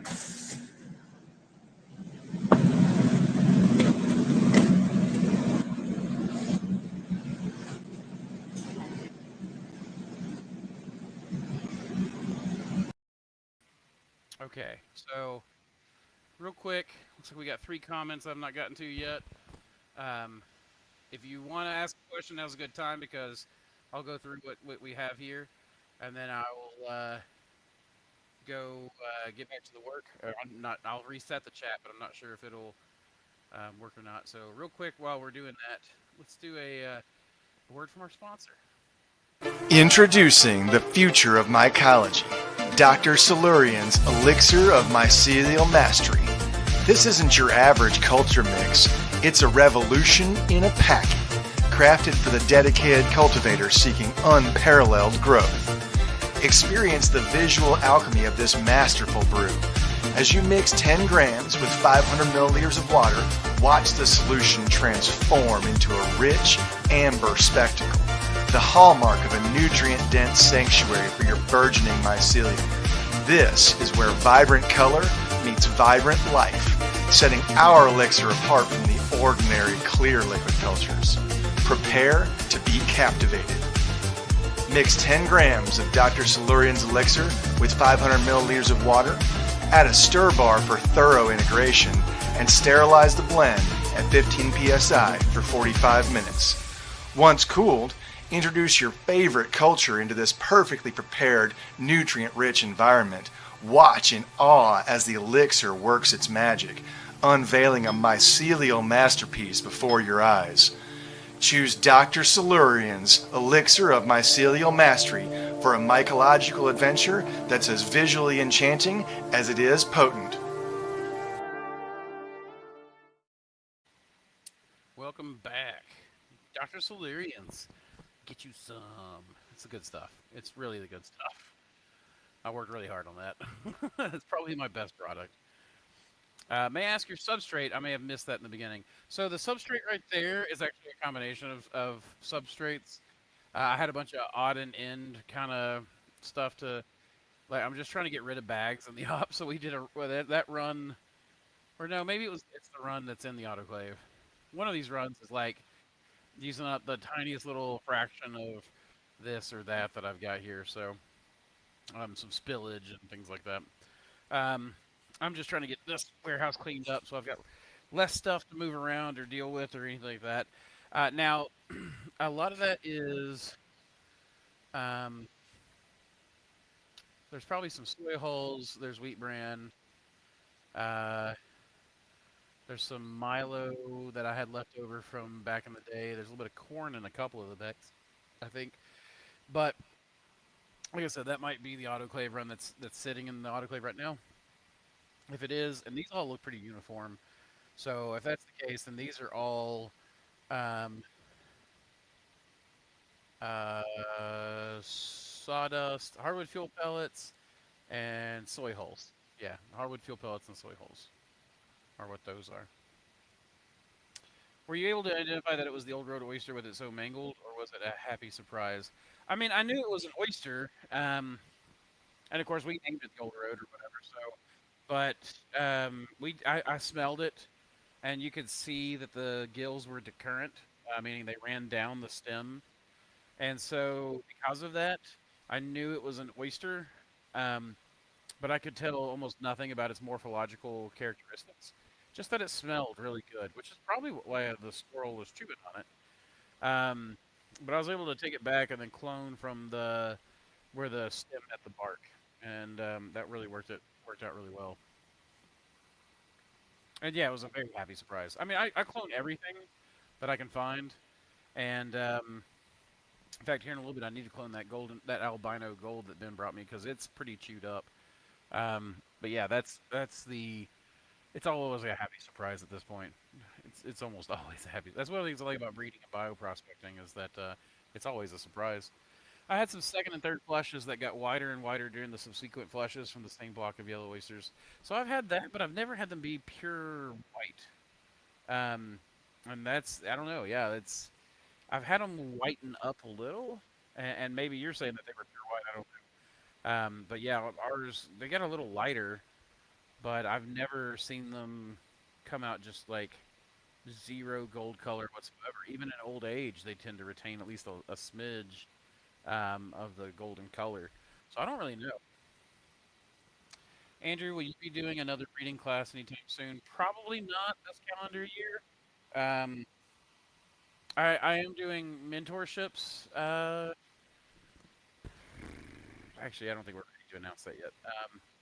We've got a new thing going on with the mentorship program. I'll try to announce it next week. But we'll be doing breeding through that. Now, Chrissy, you can still purchase the class. Um, and you can still watch it. It's still Ed. It's still, he's still teaching it, and he does a really, really good job. So I would just do. Um,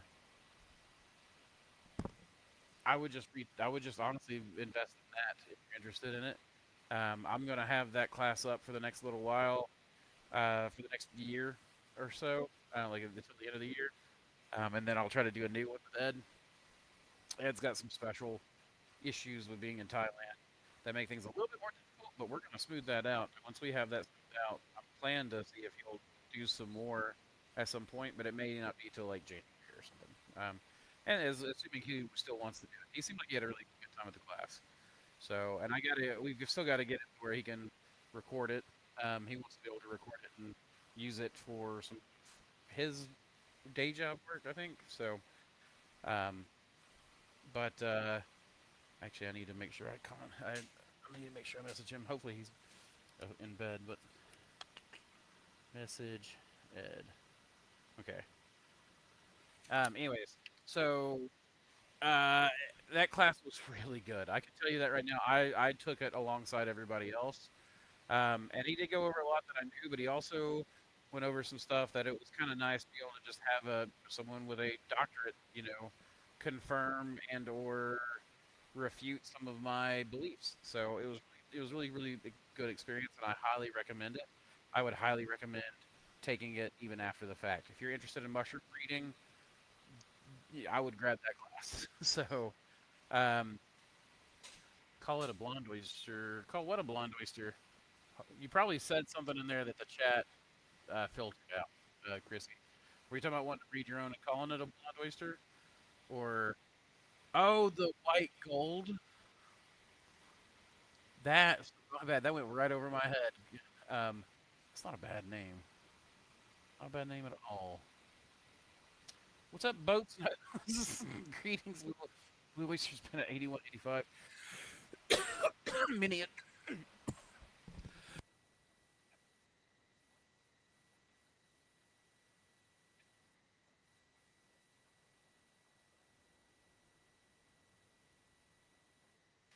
Sorry about that. Many of them will not hit at that temperature. Many of them will just sit there and sit there without any sort of growth or anything. One second. I'll be right back. Hey folks, welcome to another sponsorship for the Mushroom Cast. We're always talking about dialing in your grow setup, and when it comes to humidity, there's one name we trust, House of Hydro. These foggers are an absolute game changer for mushroom cultivation. House of Hydro's ultrasonic humidifiers put out an incredibly fine, cool mist. So fine, in fact, that mycelium can actually uptake it straight from the air. That means better hydration, better growth, happier mushrooms, and better yields. And let me tell you, these things are way easier to vent around your op than setting up full-on plumbing pressure systems. No pipes, no hassle, just perfect humidity right where you need it. And when you're working with the best, you want the best support.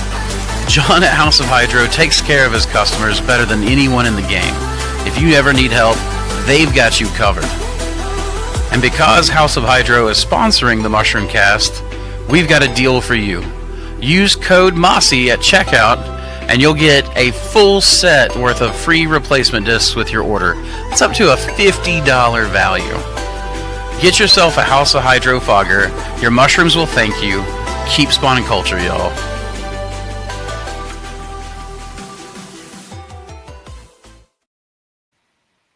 All right, and I'm better. Thank you. Sorry about that. So yeah, a lot of times blue oysters boats will not pen at that temperature. Some will, and some won't. That's a very strain dependent thing. The mother of pearl is a pearl oyster. It's actually the North Fork Snow crossed with the Lambert's 123 Blue, and therefore is a Austriatus variant. But it will fruit all the way up to 96 degrees Fahrenheit. But at 81 to 85, you're going to find very few blue oysters, in particular true blue oysters that will fruit at those temperatures. I have seen king blue fruit somewhere in the low 80s, but it was really heat stressed. Blue oysters are definitely one that are cooler climates. Mushrooms in general tend to be a cooler climate thing. And I don't think that has to be the case. I think a lot of that has to do with the fact that many of the mushroom cultures come from those temperate regions, and mushrooms do tend to have what is called a thermal barrier. They tend to like the cooler temps before you get up into hot zones. But their fungi are very adaptable. And I think given the chance, they could be bred that way. So I do want to breed some blue oysters. Um, at some point, there's too many breeding programs that need to be done, and so we're that is why we're devoting ourselves. That's why we shut down the spawn program and everything else. Is that we're focusing entirely on strain production. I've got a couple custom jobs I'm doing for people. People have asked me to breed them specific mushrooms, so I'm working on that. So there's interesting things going on behind the scenes for me, um, and a lot of this is like there are people that are working with substrates that they have a really hard time with, and we're working to help them get strains that are acclimated to that, but through via strain training. But then we're also developing strains that are specific for that, and some of these strains that I'm developing for specific things are going to be leasable only and not something we sell. So there's a lot of cool things going on as far as like mushroom breeding is concerned, but blue oysters are going to have a biological limit, like any fungi will. It can only be bred to a certain point, I think, in heat tolerance. So it'll be interesting. There's going to be a lot of really cool things coming out soon. So love the blonde name, Chrissy. I thought you were on earlier, Ronnie. I thought you were saying I love the blonde named Chrissy when I first saw that pop up in the little mini chat thing I've got. The audio is choppy and low, by the way. Okay, maybe I can get it out a little bit like that. However, so that's probably it's the flow head. I'm sure. If it's real bad, let me know, and I can cut it off. Um, and hopefully it was only choppy for a minute. Or hopefully it's not the stream, you know. Well, I was just saying, man. She is blonde and grizzly. The white gold. See, that's kind of what I was thinking. We already have the white gold and gnocchi, so I was thinking of the white gold oyster. But I kind of, have a little more fun with the blonde. Better. Okay, I'm glad it's better. Part of that may have just been where I knocked the. Oh man, that actually sounded way better when I did that. We'll keep going with the white gold names. It will be a wedding band. Yeah, no kidding. Oh, the white golds. I like that. All right, I'm gonna glove up, go back to the lab table. Hello. I can hear myself, but I will not be able to see stuff as easily. That's my face baleen, like a baleen well. That's how I filter feed.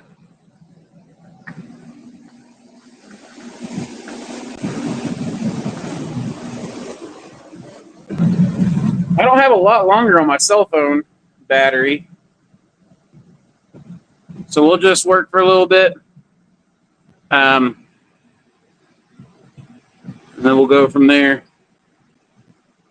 So, all right. So this is Saratoga Gold.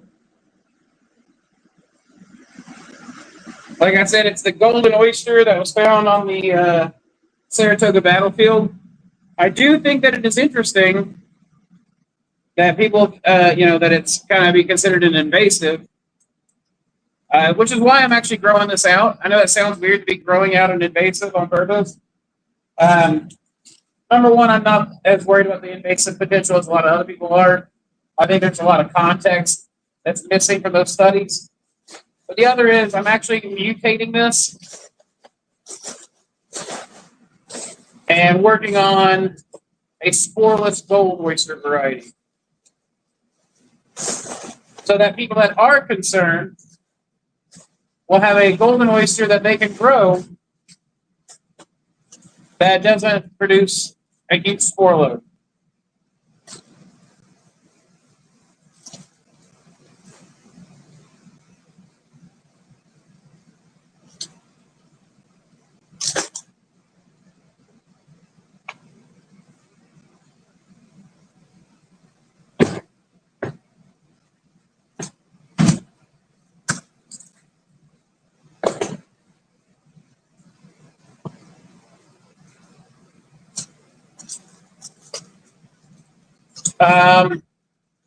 Okay, yeah, the chat is still where I can't see it when I'm on my phone.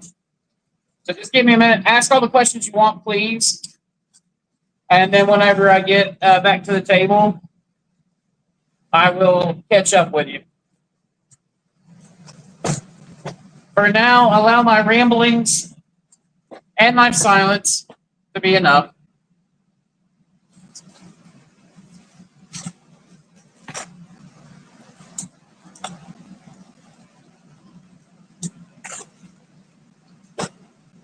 Oh my goodness, that alone is the reason that it's worth growing gold. The smell of golden oyster spawn is so absolutely incredible. Also, if I am correct, if I'm remembering correctly, single best source of L-ergothionine in the planet, which is a huge anti-inflammatory.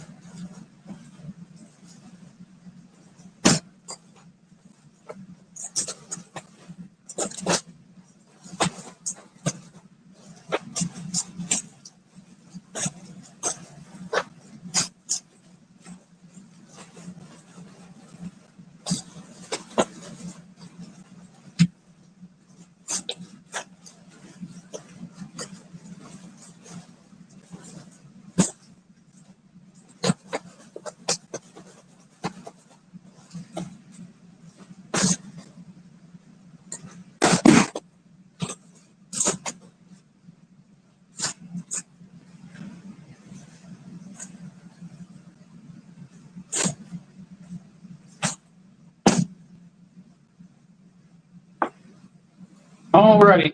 Let's see. Yeah, think for a sec.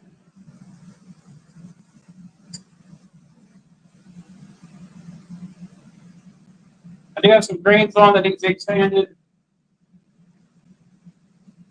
I might have some other blocks I need, or spawn I need.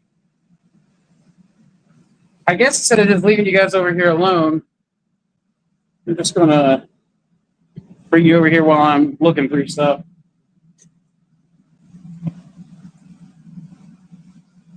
Everything's a mess over there. Don't look over there.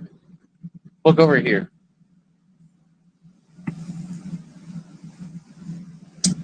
I got some pink ready to go.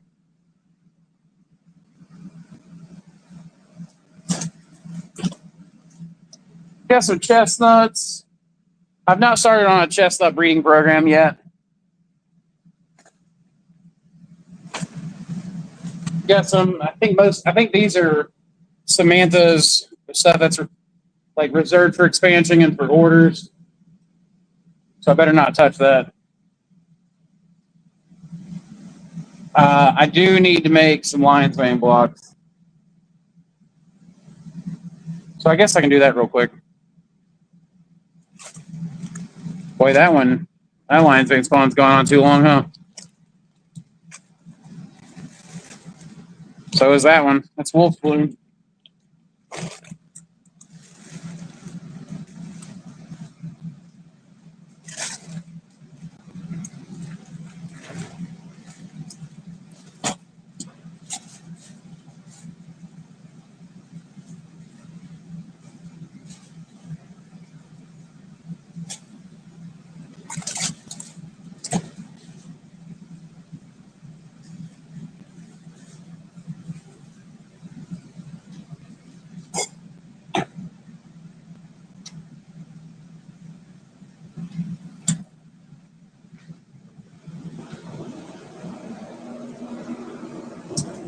All right, we're gonna do grab blocks out of this autoclave.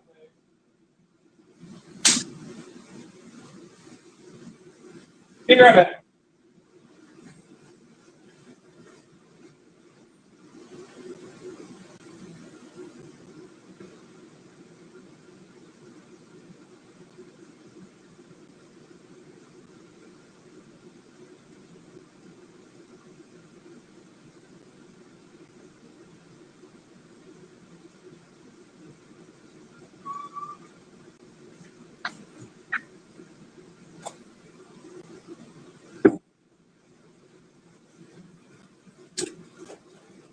All right, so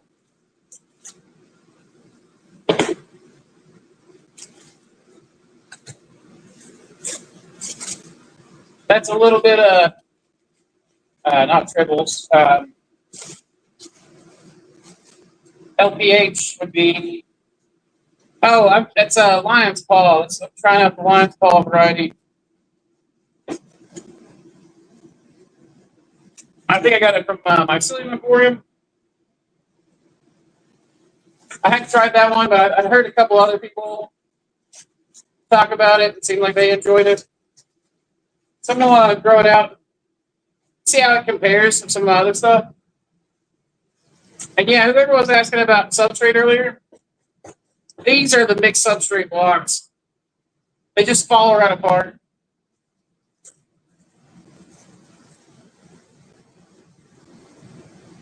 Normally, I wouldn't use this spawn because of how grown it is, but it smells okay. And I'm going to over spawn, so I'm not really that worried about like the Black Death or anything.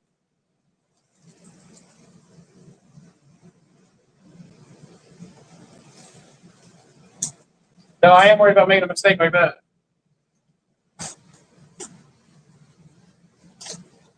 Bag closed on me. Well, I don't have high hopes for that bag. We'll see.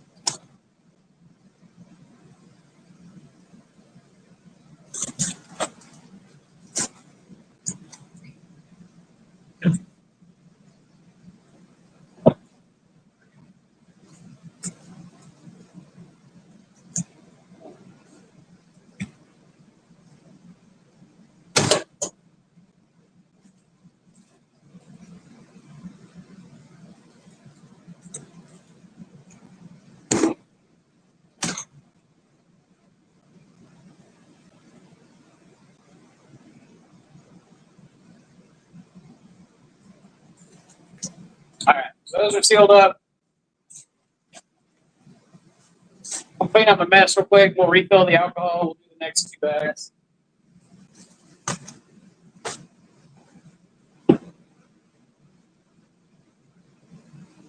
I always hate it when I make a mess on the lab table. I mean, it can't be helped. You're going to do it sometime. And it's okay to get frustrated by it. It's going to happen. In fact, the more you're actually working, the greater the chances that you're going to have a mistake like that. But I don't know why it aggravates me so much. Mainly because I hate cleaning. And if I clean multiple times through a lab session anyways. Now I got to clean again.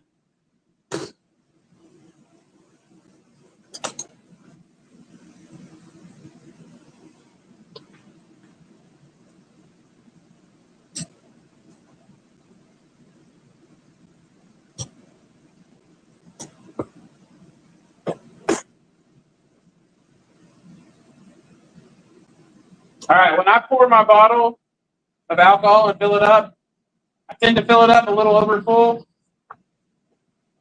I even tend to spill a little bit on purpose.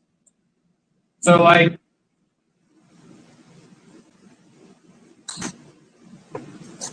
and that, you know, a little bit of waste actually makes me, you know, able to clean a little bit more. Because I spill it. Oh no, I spilled alcohol on my table, that kind of thing.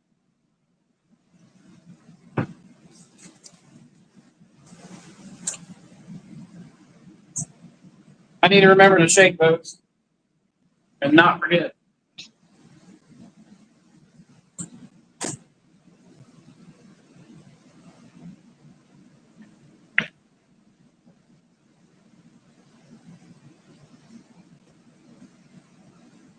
Again, when I'm cleaning my lab table, I always go back to front. Now, back to front is not normally how you wipe something.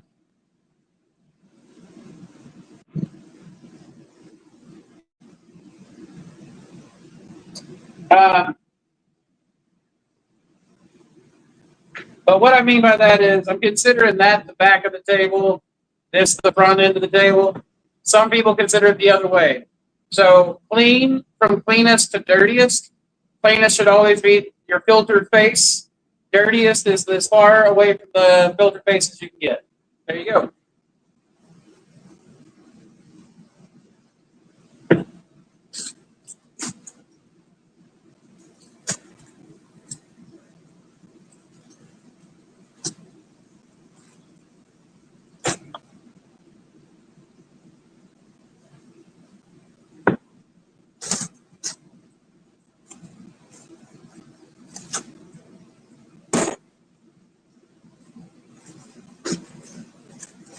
This one is Wolf's Bloom.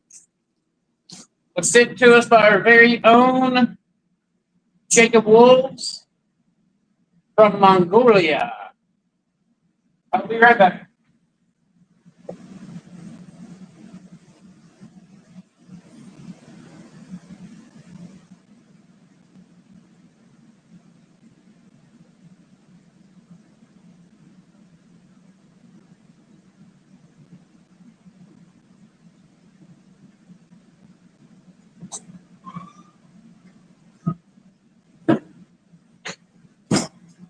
My battery's getting really low. Let me see if I can do something about that.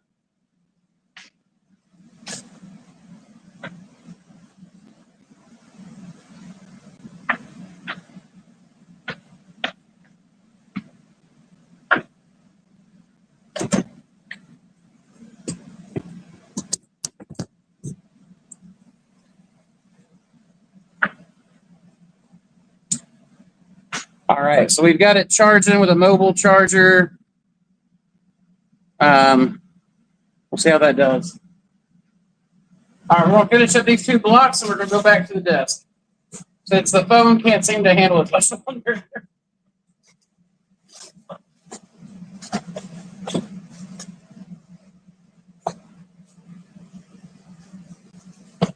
We just finished a big custom order for a guy, doing all-in-one bags for him.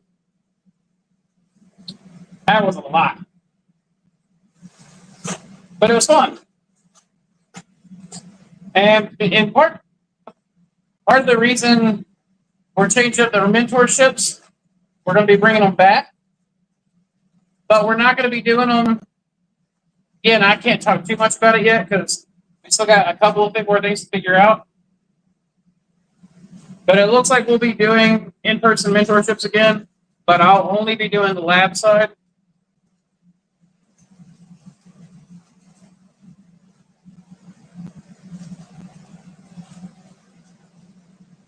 So it's maybe doing a collaborative thing is what I'm saying.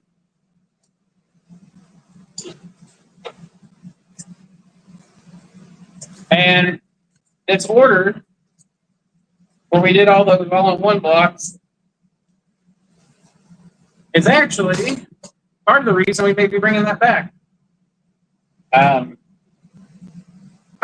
can't do full week-long ones anymore and do the work that I'm doing. But I could do 2 days and then do 3 days with somebody else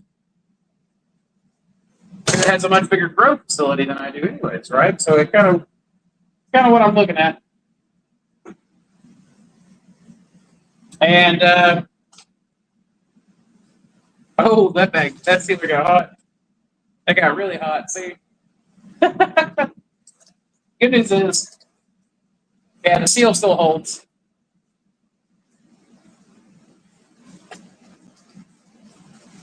That's probably why Samantha had the sealer heat down on this thing.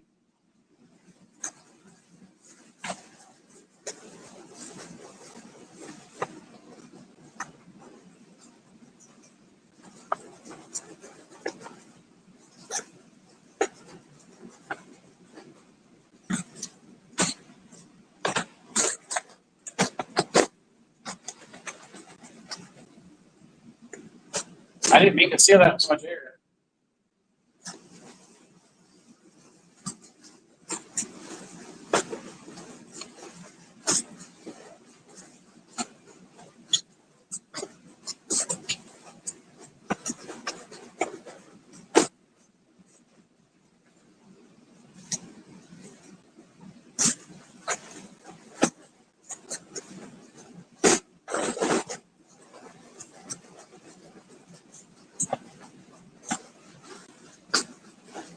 Anyways, so I think I got everything I need sealed up, right? Yeah. Okay, it's good.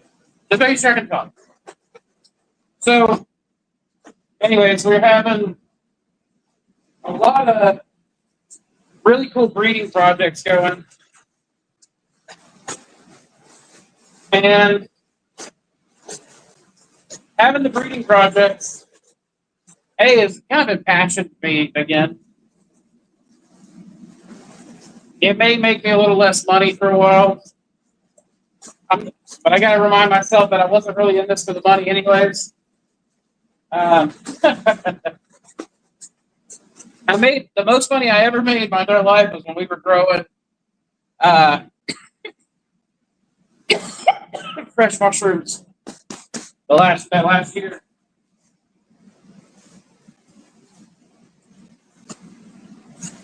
And so the breeding takes time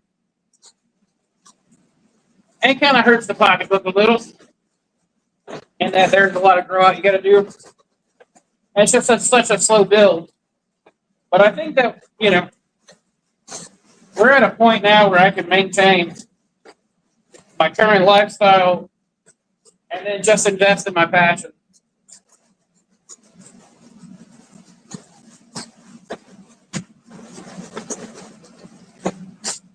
And build the slower income.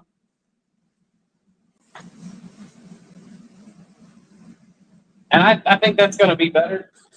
It'll also allow me, like I'm looking at the greatest improvement that I can really make towards the mushroom community is the production and the release of new strains.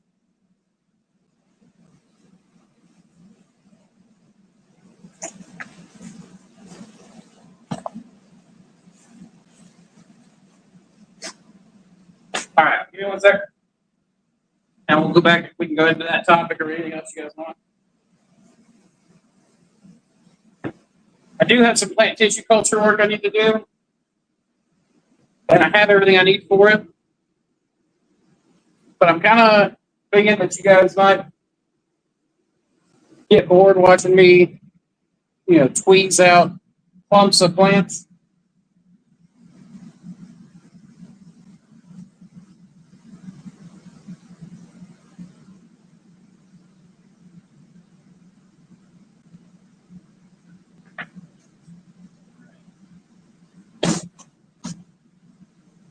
Got a parasol mushroom in thanks to Daniel, who works next door at Manowar. And I got a nice, huge spore print of a parasol mushroom. All right, let's go.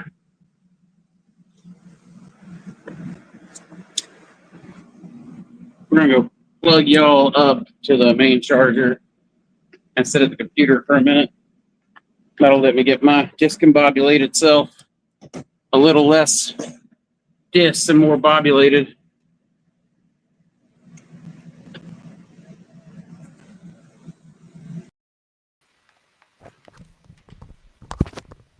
All right, there we go. I'm gonna exit out of there. I'm gonna let the phone just rest. Just let the phone rest for a minute. All right, I'm gonna pull this close. Actually, let me turn. I'll turn that fan off for now.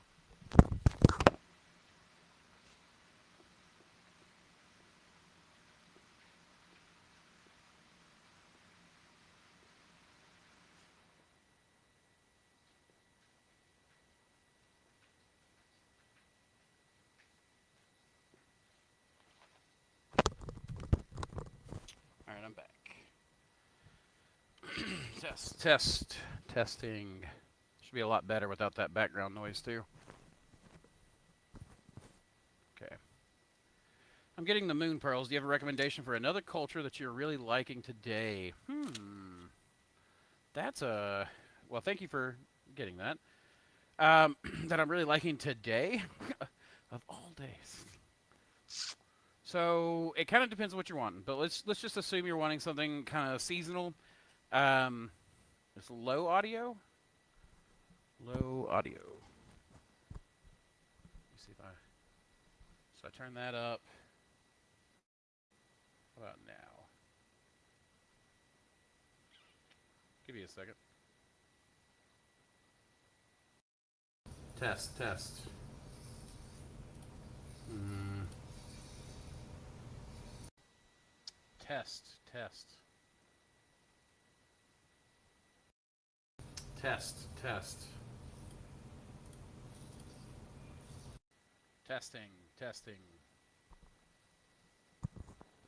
Testing.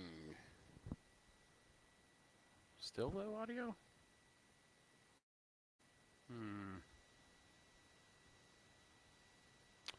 I don't know why it would be. It's not really, there's not really much more I can do here.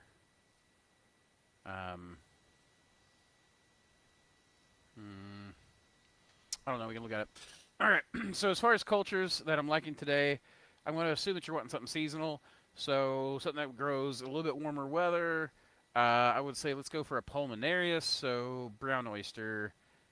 Old Road and Mossy Creek, both of which I did today, are good in the warm weather and incredibly flavorful. One of the things about the Old Road that I get from people all the time is they can't believe how flavorful an oyster mushroom can be. Because typically oyster mushrooms are pretty as far as flavor goes. They're more about texture and they have a good fungal flavor, but it's usually like a real clean fungal flavor. And Old Road and Mossy Creek too, both are really what I call savory oysters. They don't have the sweetness that a lot of oyster varieties do, but they are very, very, very umami, right? They are very, like, they hit you right back here. They're really satisfying. And Old Road has a texture like eating silk. It's the craziest thing. Thoughts on vermiculite and spawn? I don't ever do it. I know people do it. They say it helps shake better. I've just never had a need for it. I don't. If I can get away with, doing nothing, I will do that. So if it comes down to a choice between an addition and no addition, I will go no addition, unless the addition proves itself. So every step must prove itself. Every additive must prove itself. I will do them side by side, And if it doesn't truly add to my quality of life or my bottom dollar at the end, then I'm not going to do it. If it doesn't increase the value of the mushrooms at the end, then you really want as little as possible going in. So unless it directly increases the value of the mushrooms or your quality of life. We in the lab tonight. We're out. This is what I wanted. It was a whole teaching lab. And soon I will have the cameras hooked up to the switchboard over here. And I'm going to have camera angles all around the shop. We'll have 4 to begin with, plus 1. And I'm super excited about it. I can't wait to get the I got to get the brackets built because I'm cheap and broke half the time. So I'm going to be doing 2x4 mounts, and then I'll be able to just slip the cameras with quick connects in and out. I think that's going to be, I think it's just going to be killer. I'm going to do an overhead crane cam at some point. This is all, some of this is future stuff, but the multicam is coming very soon. The shelves are leaving. By the time we do lab, my goal is by the time we do this again next week, every single one of those metal shelves will be moved out of here into the back offices, and this will be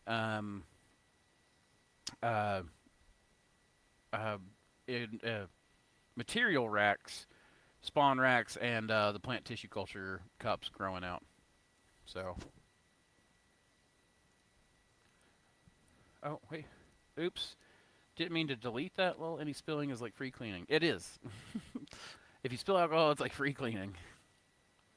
A blonde oyster mushroom called Sam. That might get a little confusing. If people contact Samantha about ordering Samantha, they're like, "Where's my Samantha?" And Samantha's like, "You don't get one. One of a kind." Lab is the hardest part of growing mushrooms. I would say yes. Of growing mushrooms, it's the hardest part. If business-wise, the business part's way harder than the growing part. That's the hardest part, especially for me. Oh my gosh, I threw those gloves over there, and I think they're flipping us off. It kind of looks like Patrick, the starfish, like he fell face down. That's what that makes me think of. Anyways, the market in my area just isn't into any mushrooms outside of buttons and creminis. Mine wasn't either. I had to build it. I had to really work at it for a while. Now, I will say that the food scene here was becoming incredible. Knoxville has an incredible food scene for a city that the size that it is. And so part of that's Blackberry Farm's fault, and then there's a bunch of other stuff. But we got like a lot of James Beard Award chefs and a bunch of other things. Michelin, nods and all that kind of stuff. In fact, 2 of my old chefs just apparently won some awards, not Michelin stars, but some really prestigious award, and I can't remember what it was. Josiah was telling me about it when I was talking to him yesterday.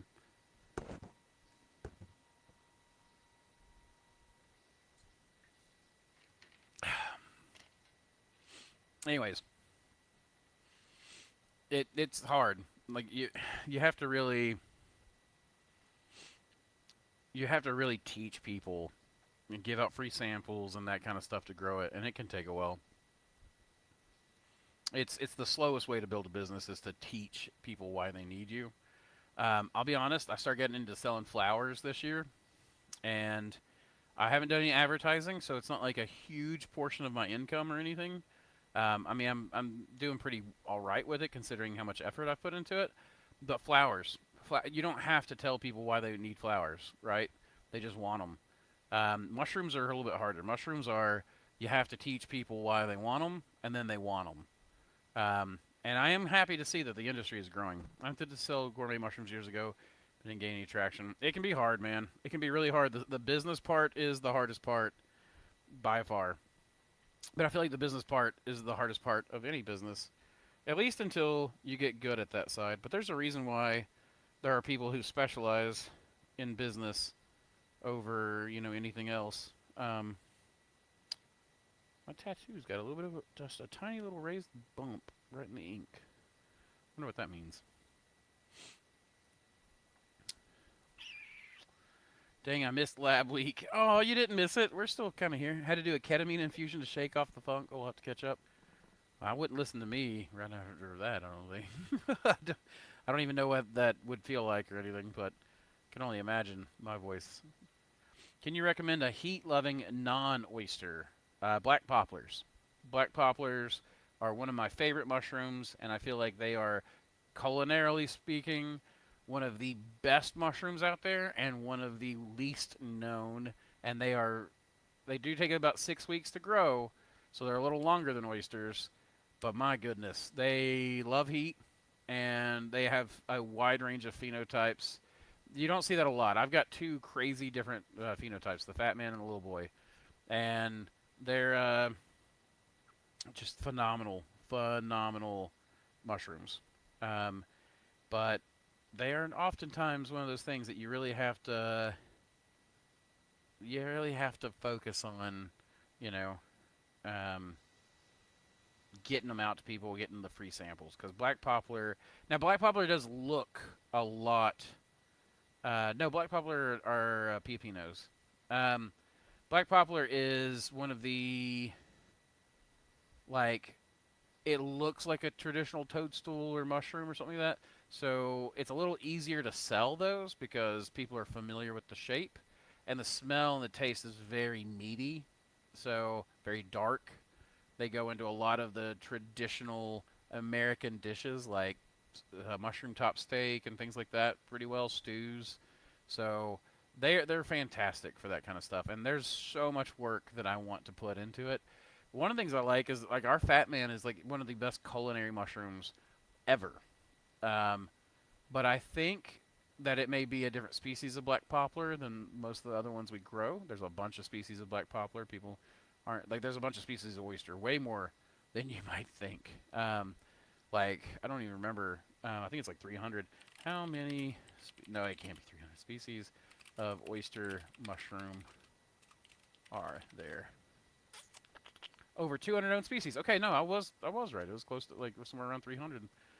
Is my understanding. So, but black poplar, that fat man is a little slower than the other black poplars, and so it's a better eating mushroom, but it's a little lower yield and a little slower. So I've actually got it going right now in Grain Master, and we're going to be making sure that we get it out to the breeding room, or not the breeding room, the grow room, so I can get spores for the mushroom breeding. Jacob Wolves, we were just talking about you earlier. I was doing some wolf blooms bags in here. Raised bumps that don't go away are typically skin cancer. Well, hopefully that's not the case. I get a yearly scan, so I'm not really concerned with that. I get all kinds of bumps anyway, so I'm really bad. I'm like a Labrador or a Retriever of some sort. I get these under the skin lumps, and sometimes they grow, and then they just go away. And then sometimes I'll get them, and they're just like little, I don't even know, fatty tissue lumps, or like, in fact, you might, like, right here, I'm actually a little conscious of it, but there's a little lump right here in my eyes, and you don't typically see it unless you're looking right at it, or I'm got my glasses off, and, but it's just like a soft little nodule, and it may go away, the doctor said, it may not, but I get them like crazy, just the way it goes. How are the yields on the velvet foot from Jeff? I need something that is super temp tolerant. It's really good. His yields were great, but our Appalachian Enoki was better heat tolerant. It was more heat tolerant than his was. So the Appalachian Enoki was way better heat tolerance, but the stems were bigger. So it depends on if you want bigger stems or not. The white golden enoki is pretty warm tolerant, but I've not tried to grow it in the summertime. So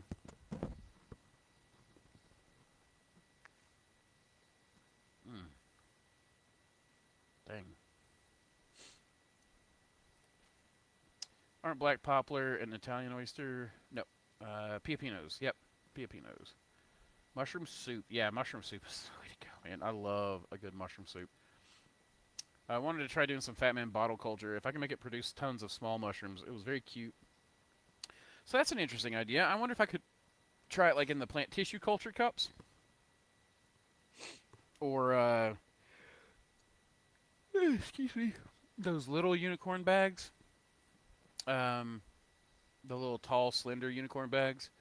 If you could do that and then just flip it upside down, stab a hole in it, collapse the plastic underneath it, and just set it there and grow a little floret of black poplar, that'd be cool. It is definitely more responsive. Excuse me, it's definitely more responsive to warmth than anything else. So, oh, a live stream right now.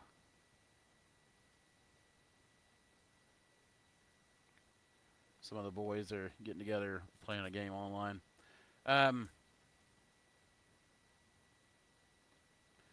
Let's see.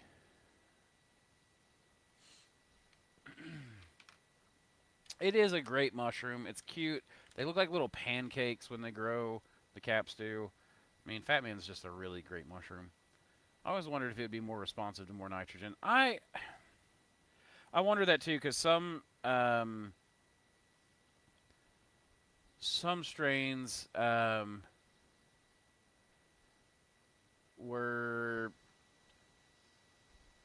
have been really nitrogen sensitive, and I mean, some things just want to have no nitrogen. There are certain hericiums that, like, you actually get lower yields when you bump up your nitrogen. And they, like, some of those lion's mane will do best on just pure sawdust than anything. And so it kind of makes me wonder, yeah, should more or less be done with the Fat Man. I said Italian oyster. That was an accident. Mushroom. Oh, like Italian mushroom. So they have an Italian-sounding name, Piapino, but and I don't even know if they're native there, but I know they're native to here. Let's see. What's the native range of Piapinos? Piopino mushrooms are native to Europe, particularly the warmer southern regions like Italy, where they've been gathered. Yep, okay, so they are there. But I know they are native to North America, too. Like Louisiana. Piopinos are not native to North America? They are native to southern Europe, especially. Wait, that cannot be true. Because I know that they're native here. Maybe they're just... maybe they're just naturalized. Interesting.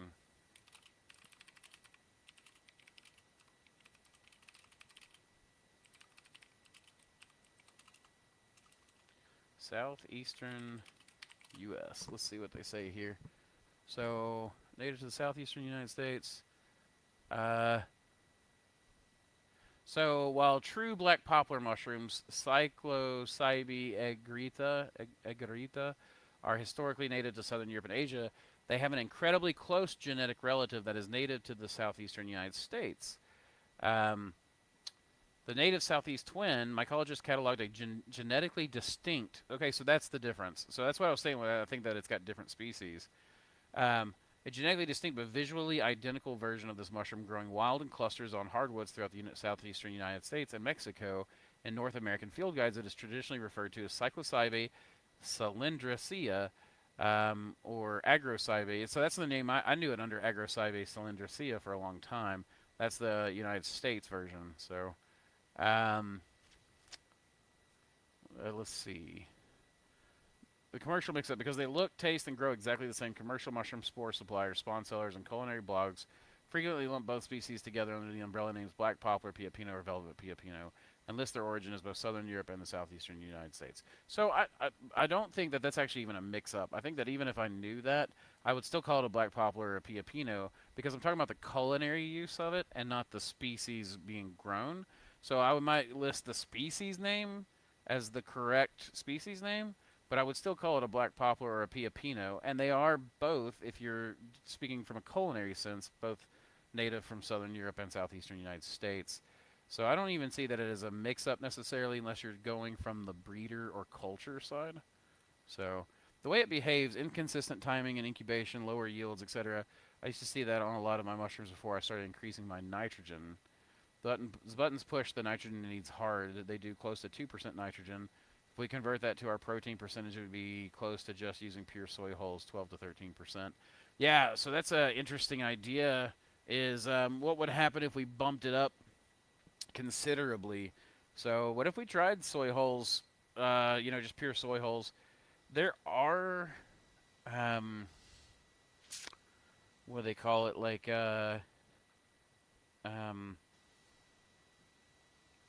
proof of concepts, I guess, whatever. I mean, like you're talking about yours right there, uh, but this is a thing where certain species are going to just need, they're heavy feeders. Oysters are pretty heavy feeders, but you can easily go too high on the nitrogen. I think oysters are just efficient, is what it comes down to. And you can't go too high on the nutritional aspect for oysters, or they'll just not fruit. They'll either just sit there and not fruit, or they will fruit tiny little rolled up, weird looking, gross fruits. And then, of course, we have to wonder how much of this is an individual thing, right? I mean, look at me. I'm a fat ass, right? I can look at grass and gain weight. One of my buddies who owned a horse farm, what did he call me? A thoroughbred or whatever the workhorse was. He's like, those you put them out in pasture, they gain weight and they gain muscle. That's you. He's like, and then you have the high metabolism racehorses, which, those are the ones that like, they freaking, you can put them on the highest grain feed and they just lose weight. You can't hardly keep weight on them. And so that right there, we see that difference in phenotypes in humans already. You see it in horses. You see it in everything. It's going to be the same in mushrooms, where certain strains are just going to perform better on certain substrates than others, or certain nutritional needs, even from an individual to individual level. That's just what it's going to be.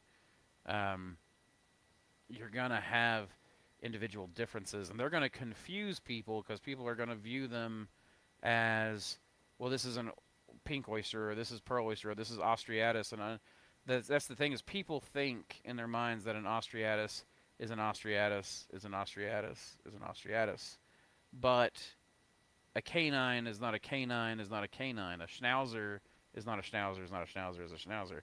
They may have similarities between them, but every single one of them is going to have little differences. In fact, in biology in college, we learned, the big thing that we learned was like phenotype literally means genotype meeting environmental history.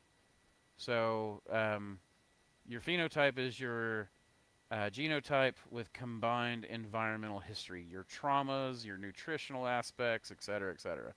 So I don't know. I guess I'm getting off on, like, this is something that's really, I'm working on a book on selective breeding right now. And so, not just for mushrooms, but in a general sense. And though mushrooms are featured pretty heavily in what I'm working on. But like, there's a certain, this is a subject that's probably the nearest and dearest to my heart, is the mixing, recombining, production aspects of, basically just phenotypes. So I've heard of people using pallet wood to grow mushrooms. Have you ever tried that? I have not. I would want to be very, very, very careful before I would ever do something like that. If it's a pallet from like a farmer's co-op, it's probably fine. If it's a pallet that had automotive oil or something spilled all over it, a little less fine. So I would just be very careful for whatever chemicals it might have been around. Most pallet wood is used for fuel. I don't even like it necessarily for that. If there's toxins, contaminants, whatever in it, you don't really want it being burned.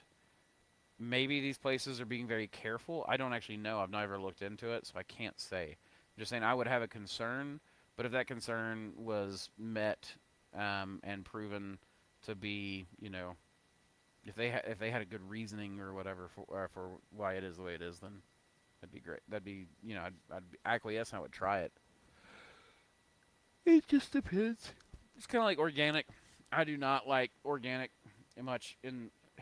Organic actually tends to use a lot of more toxic pesticides and tends to use them at times whenever the toxic effect can actually be felt more. So I actually really despise organics for the most part. I can understand why people make the businesses decisions to do it, but it's really not my favorite thing.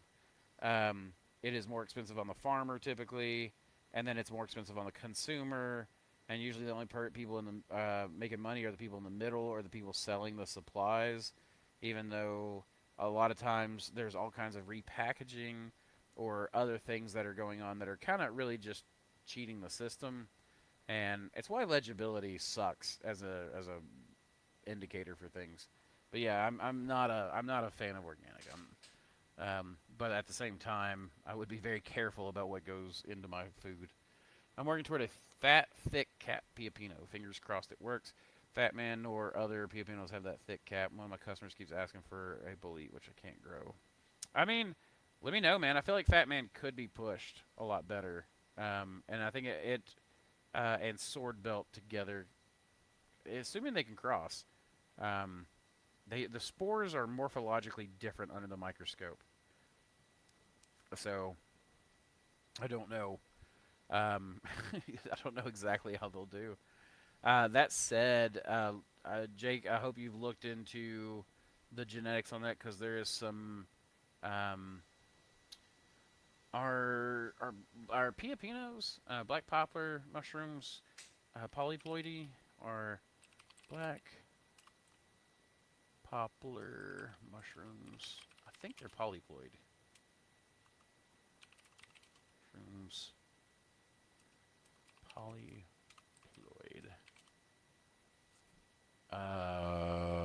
That didn't. No, black poplar mushrooms are not polyploid. They're standard dikaryotic and monokaryotic. Okay, so never mind. That'll be easier. Is it agaricus then?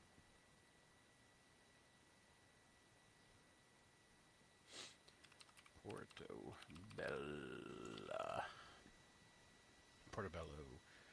Portobello mushrooms are not polyploid. Instead, during their primary vegetative growth phase, they are dikaryotic, meaning their cells contain two separate haploid dikaryotic. The majority of the growing mushroom body and mycelium consist of cells holding two distinct haploid nuclei living side by side without fusing. Dikaryotic. Whereas they have diploid, true nuclear fusion, charogamy, happens transiently inside specialized cells called basidia just before meiosis occurs to create new spores.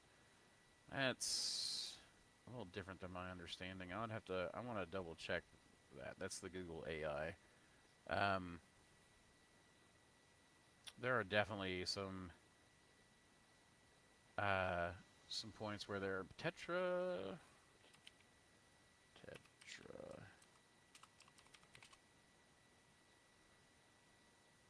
Maybe they're tetraploid. Are portobello mushrooms tetraploid? No, they're not tetraploid. They are dikaryotic. Yeah, okay. Yeah, blah, blah, blah. I don't know why I looked that up twice. Black poplar. No, black mushrooms are not tetraploid like most basidiomycetes fungi. They are typically dikaryotic, containing two genetically. Okay, so never mind. I guess I am wrong. Go ahead and smash some spores together, buddy. Let me know how it goes, of course. Burning chemical-laced wood is not a fun time. Oh, for sure, it is not. It's gonna drive me crazy that I don't remember. Have you ever used softwood sawdust? I have, and I've used pine, and all of them work. All of them work well. Pine pellets in particular. Pelletization makes the wood more palatable for the mushrooms. Makes it more palatable. All I know is the toxic pellets have BM stamped on them. Why do they have BM stamped on them then? Boletes grow wild all in my area. We get a lot of boletes here as well. Actually, man, it was crazy. So we had a meeting of the East Tennessee Aquatics Association this past Saturday, and Samantha and I went up there. And before that, we got a tour of the Conservation Fisheries Incorporated building, and their hatchery. And then we went to where they're doing all kinds of cool conservation work. And then we went to the ETAA meeting, which the CEO of CFI spoke and told us about their mission. And it was super cool because one of the things that he was talking about is like the entire state of Washington and Oregon are in a single watershed, river watershed. And you had like 23 native fish species to that area. The Colorado River drainage, like 30 species, something like that. I've got pictures of it, actually. And it's a huge area. It's huge area. It's like 2-3 states worth of drainage area. Same for the one up in the north there, in the Pacific Northwest. You come out here, and we have the Little River, which is a tiny, like it's a speck on the map compared to those other watersheds. 127 native fish species, just fish alone. 127 in a tiny area compared to the Pacific Northwest, like 20 in that single watershed.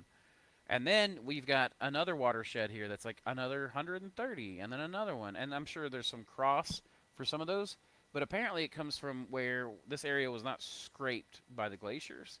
So we have like salamanders. We have so many species. Mushrooms, and this is where I'm going with this for the boletes, is that's something I've noticed as well. We have everything. Every mushroom, it seems like, is represented here. We have stuff from the tropics that shows up in the summertime, and we have stuff that, we see in the winter. Like, I see smoky blues here sometimes, and that's crazy to me, right? So, like, we have an immense amount of biodiversity in this area, which is great for bioprospector. I just kind of stumbled on how cool that would be, and then I was like, oh, look at it. This area is huge in that. And so I would love to be able to support them in their mission. We actually talked about maybe doing plants, like doing the plant tissue culture work for some of the plants that maybe are having an issue. And that's not their job, but if we could do like aquatics or wetlands are really threatened. And so that's where a lot of my best mushroom strains have come from, are wetlands. It's where a lot of the best, coolest fish stuff is coming from, obviously. Plants, everything. Like, and the productivity of these wet environments is just insane. I find reishi mushrooms like that far above the water surface all the time by kayak, and that is where I get most of my best summer hunting is via kayak. I'm gonna have to get on the lake this weekend or something because I have not been on the lake almost at all this year. So yeah, we have. Oh crap! I forgot to do that golden oyster. I'll do that right after the stream. I'll end here in about 5 minutes or so. But I'll do that albino gold. But we get boletes, I guess is where I was going with this. But I get like all kinds of boletes, and I've never tried growing any of them. I've never even tried really prospecting any of them, except I did try the jeweled bolete one time, and I didn't have great results with it, but that could have just been that one time. I'm just trying to isolate a line for them. I haven't done too much towards spore work. Oh, yeah, so doing the training, that's a good idea. Yeah, if you take measurements and then just clone that one, the biggest, thickest one on the block over and over again, you can probably get quite a bit of improvement just that way. More palatable. I'm glad you liked that, Plum. You like my humor. Sorry, last question. Why are you sorry?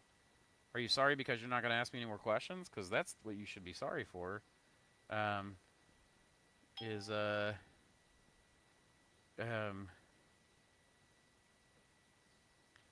check that out here in a minute. But yeah, we'll that's the real shame is if you're going to stop asking questions.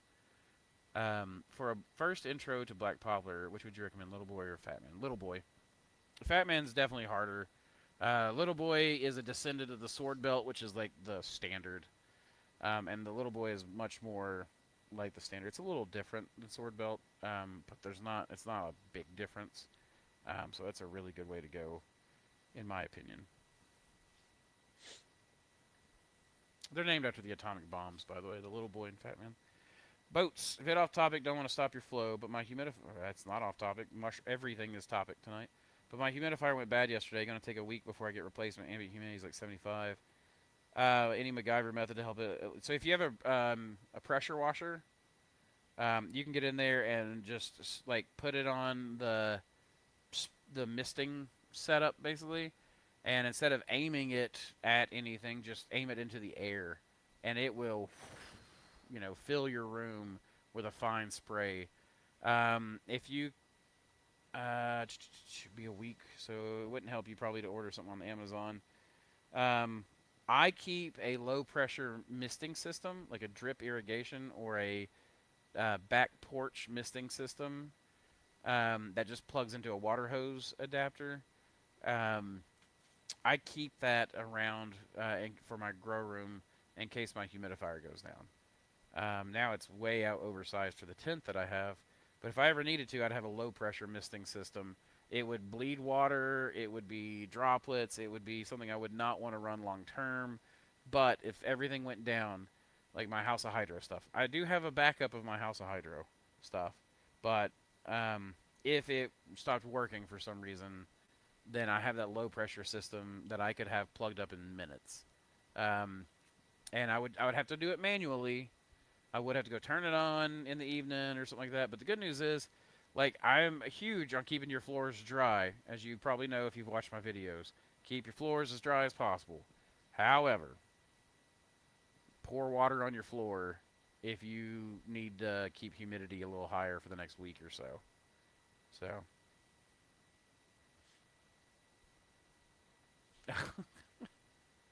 They could walk around all night use a pump sprayer on mist.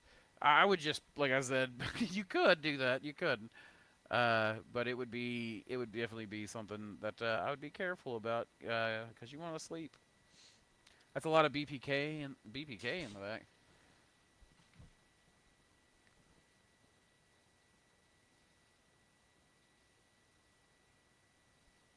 Oh, yeah. Speaking of little boy.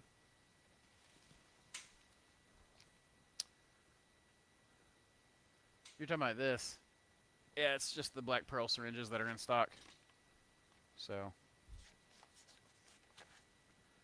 There's Fat Man, FMP up there. LBP, Little Boy Poplar. LB, Little Boy. BMDF, Big Man's Dead Fingers. That's one of my favorite mushroom strains ever. I did some really interesting spalting experiments with that one that have turned out incredibly well. And someone else actually contacted me, bought some of my spalting strains that I've been collecting over the years, and produced some wood with it and tagged me in it, and it's super fun. Super cool. A lot of, oh yeah, the white enoki. Yeah, yeah, that's the man that likes to pre-stock stuff. We've got rapid backups down there. We pull 3 rapid backups per bioreactor and then lay them back like that. So where do I source my rolling shelves? These were all bought from a farm that was selling out, and we bought those. So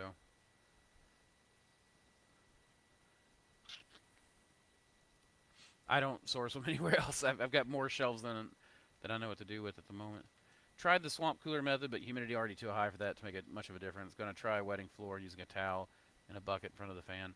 Yeah, I mean, pretty much the only thing you can do is try to get every surface wet. Every surface except the mushrooms, get it wet.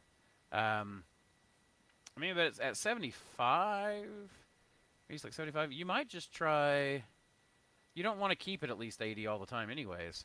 So you might just go in there and check it. If it gets down to like 65, throw some water on the floor. But otherwise, too much humidity for too long will cause bacterial buildup.